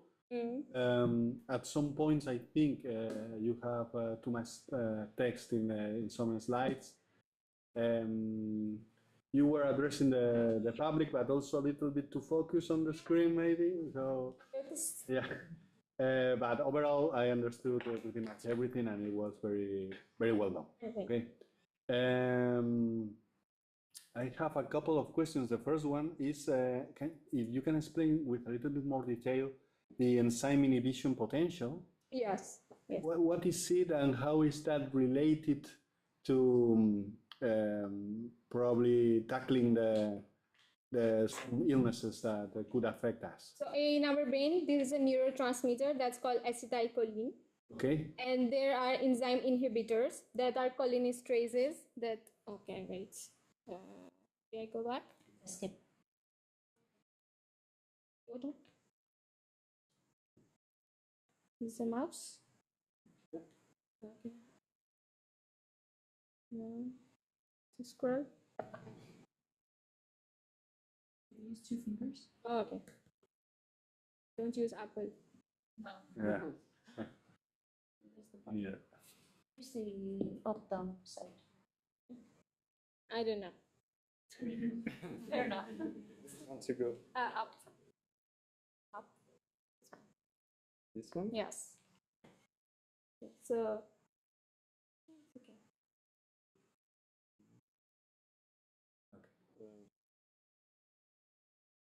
It's not working. So acetylcholine is a neurotransmitter in the brain, and those enzymes, ACHE and BCHE, which are cholinesterases that hydrolyze that enzyme, which results in the dysfunctional cognitive abilities. Then it hydrolyzes that enzyme, like break down the enzyme, which is important for the transmission of the nerves, of the signal. Okay, okay. So if it's broken, so it means it will loss in the function, in the brain function. So the point is to inhibit those enzymes. So Acacia genus has the potential to be used to inhibit those enzymes that are hydrolyzing the cholinesterases. So they will be used as anti-cholinesterases. Anticholinesterase. Oh, okay, I got it now. Okay, okay. Another question is related to the ecology of this species. You say it's invasive. Yes. So that doesn't mean only that it's there and it spreads a lot in new habitats. It also means that it displaces other species and cause other deleterious effects on the ecosystem. Can you go more into detail on which effects could be? For invasive species, for this particular invasive species, I mean. You know that? Or? Let me recall it. Like for the effects, first of all, it causes the loss of biodiversity. It impacts the native flora and flora because it has the ability to survive in the competitive environments. So it takes all the nutrients, all the food that is for those plants. It also affects the nutrients release. It affects the nitrogen cycle of those plants. So, okay. Yes. I'm asking because in these dune systems, we have some endemic species that could be eliminated by the presence of these invasive species. Right? It has real potential, but okay. Thank you very much. Thank you, Nico. Two fast questions. Related with the Nico question, if it's invasive, is in the list of invasive species, yes, you cannot use commercially. I mean, the idea is to. The idea is to manage those crops, so to use for their valorization is the idea to use because it has the potential. But if it's in the list of invasive species, I think you cannot use it. But I have no idea. Maybe not. Because they've opened fisheries for the invasive species of like. Yes, but this because they declare as not invasive but naturalized species. And it changed. Legally not allowed? I think so. I'm not an expert. I have no idea about this. And related with that, the aim of I mean, if it has that potential to use as a medicine or whatever, the idea is to remove the invasive species to take advantage of that or to cultivate it. That could be a nice question. Like I think because it's also used for other forestry purposes, and later it becomes invasive after the availability of all the things that it needs for its survival. After it becomes invasive, so I don't get it. So I don't know if it's invasive or if it's introduced the species. It is introduced. It is first introduced, and then it becomes invasive. Well, but it's different. It's different because perhaps I don't know if it's in the list of invasive species, but it's already introduced, obviously. Okay. That's all. Yeah. Thank you, Utsi. Would you like to make any comment? Yes, potatoes are introduced invasive species. Yeah. I think as a tip on this line of research, I mean, it's very clear that your main goal is on the core biotechnology and how, as Salina as a marine biological resource can be used in biotechnology precisely on these beneficial effects that you were also exploring, but it's indeed essential to make it clear for guidelines for the future management, how it needs to be explored, the understanding of how the populations are. I grasp from, though it was not explicitly said, but I grasp from your presentation that could be an intention and use of management as well when it's an invasive species to be then harvested and then used in a beneficial purpose. But I think it's important that you have the knowledge, and IMBC is not a pure biotechnology master, I know you have the knowledge to bring together the importance on the ecological aspects overall, along with your core specialization on biotechnology for the use of it. So very relevant research indeed. Is there any other steps that you thought on the future? Let's say you can continue with this line of research. What would you like to study? Like for future, as I said, like I want to do the chemical analysis of the extracts, so to know what kind of antioxidant molecules or what kind of molecules that are responsible for the neuroprotective properties in it. So I want to explore this and to also use it in an experiment, like conduct an experiment in the cell lines to see if it's really working or not. And maybe one more question. I don't know if you covered that, but are you aware of species interactions? There are animals that live inside acacia and also surrounding acacia that may have interactions with the species. No, I don't have. So yeah, I don't expect you to, but I have studied that with nematodes that are free-living ones living in the dunes, and you have the parasitic ones, but you have also the species that are associated. They are not parasites in the plant, but they are living associated with it. And perhaps there is an influence on the metabolic, what is ripening the metabolism of plants on the enzymes. So just as another thing. Okay, so may I add something? Yes, please. As you were commenting, making the wrap up, that my objective was to look to potential uses of this invasive species from the biotech point of view. Yes. But if I summarize, the uses are as herbicide, as pharmaceutical, as biomass, or as nutrients, something like that.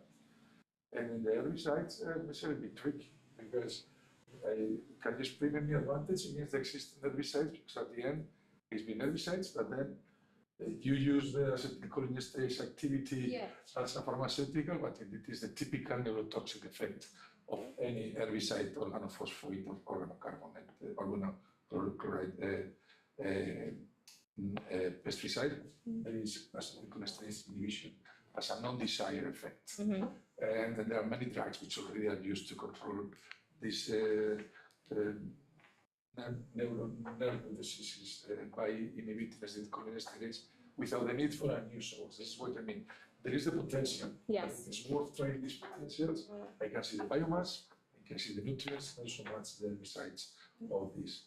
And the last comment on that, it would depend on how cheap and how easy it is. So how much is the biomass that you have when you harvest what is the additional? It will be sufficient to provide a non-stopping supply in order to, or you should go to more delicate small things like a source of selenium as an antioxidant or some nutrients. So the concept behind, I understand very well, it's very well done, congratulations, and the analysis, but the final aims, I think they need a thought, because sometimes it's something which is working or is not giving an additional add, unless you have plenty of very cheap biomass that can be used in places which don't have that. So any comment on that?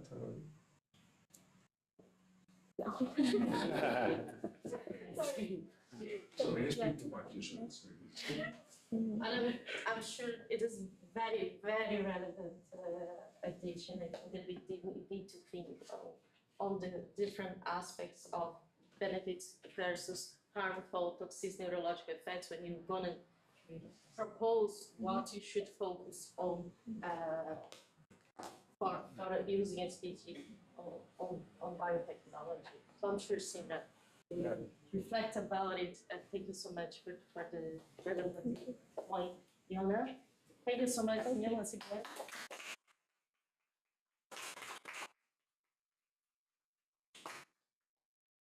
So, with this, we are closing the session, but before we close the session and go for lunchtime, that I'm sure everybody's here also for lunch, I would like to ask another big round of applause for the 3 speakers of today.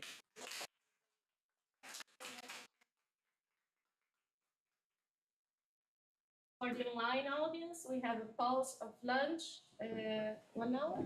1 and a half. 1 and a half. Back at 2. We come back at 2. Very much. by or in the name of it, moment who's in the record, why can it fact? This is really good. You convince me. You help them. Did you capture to her who it is?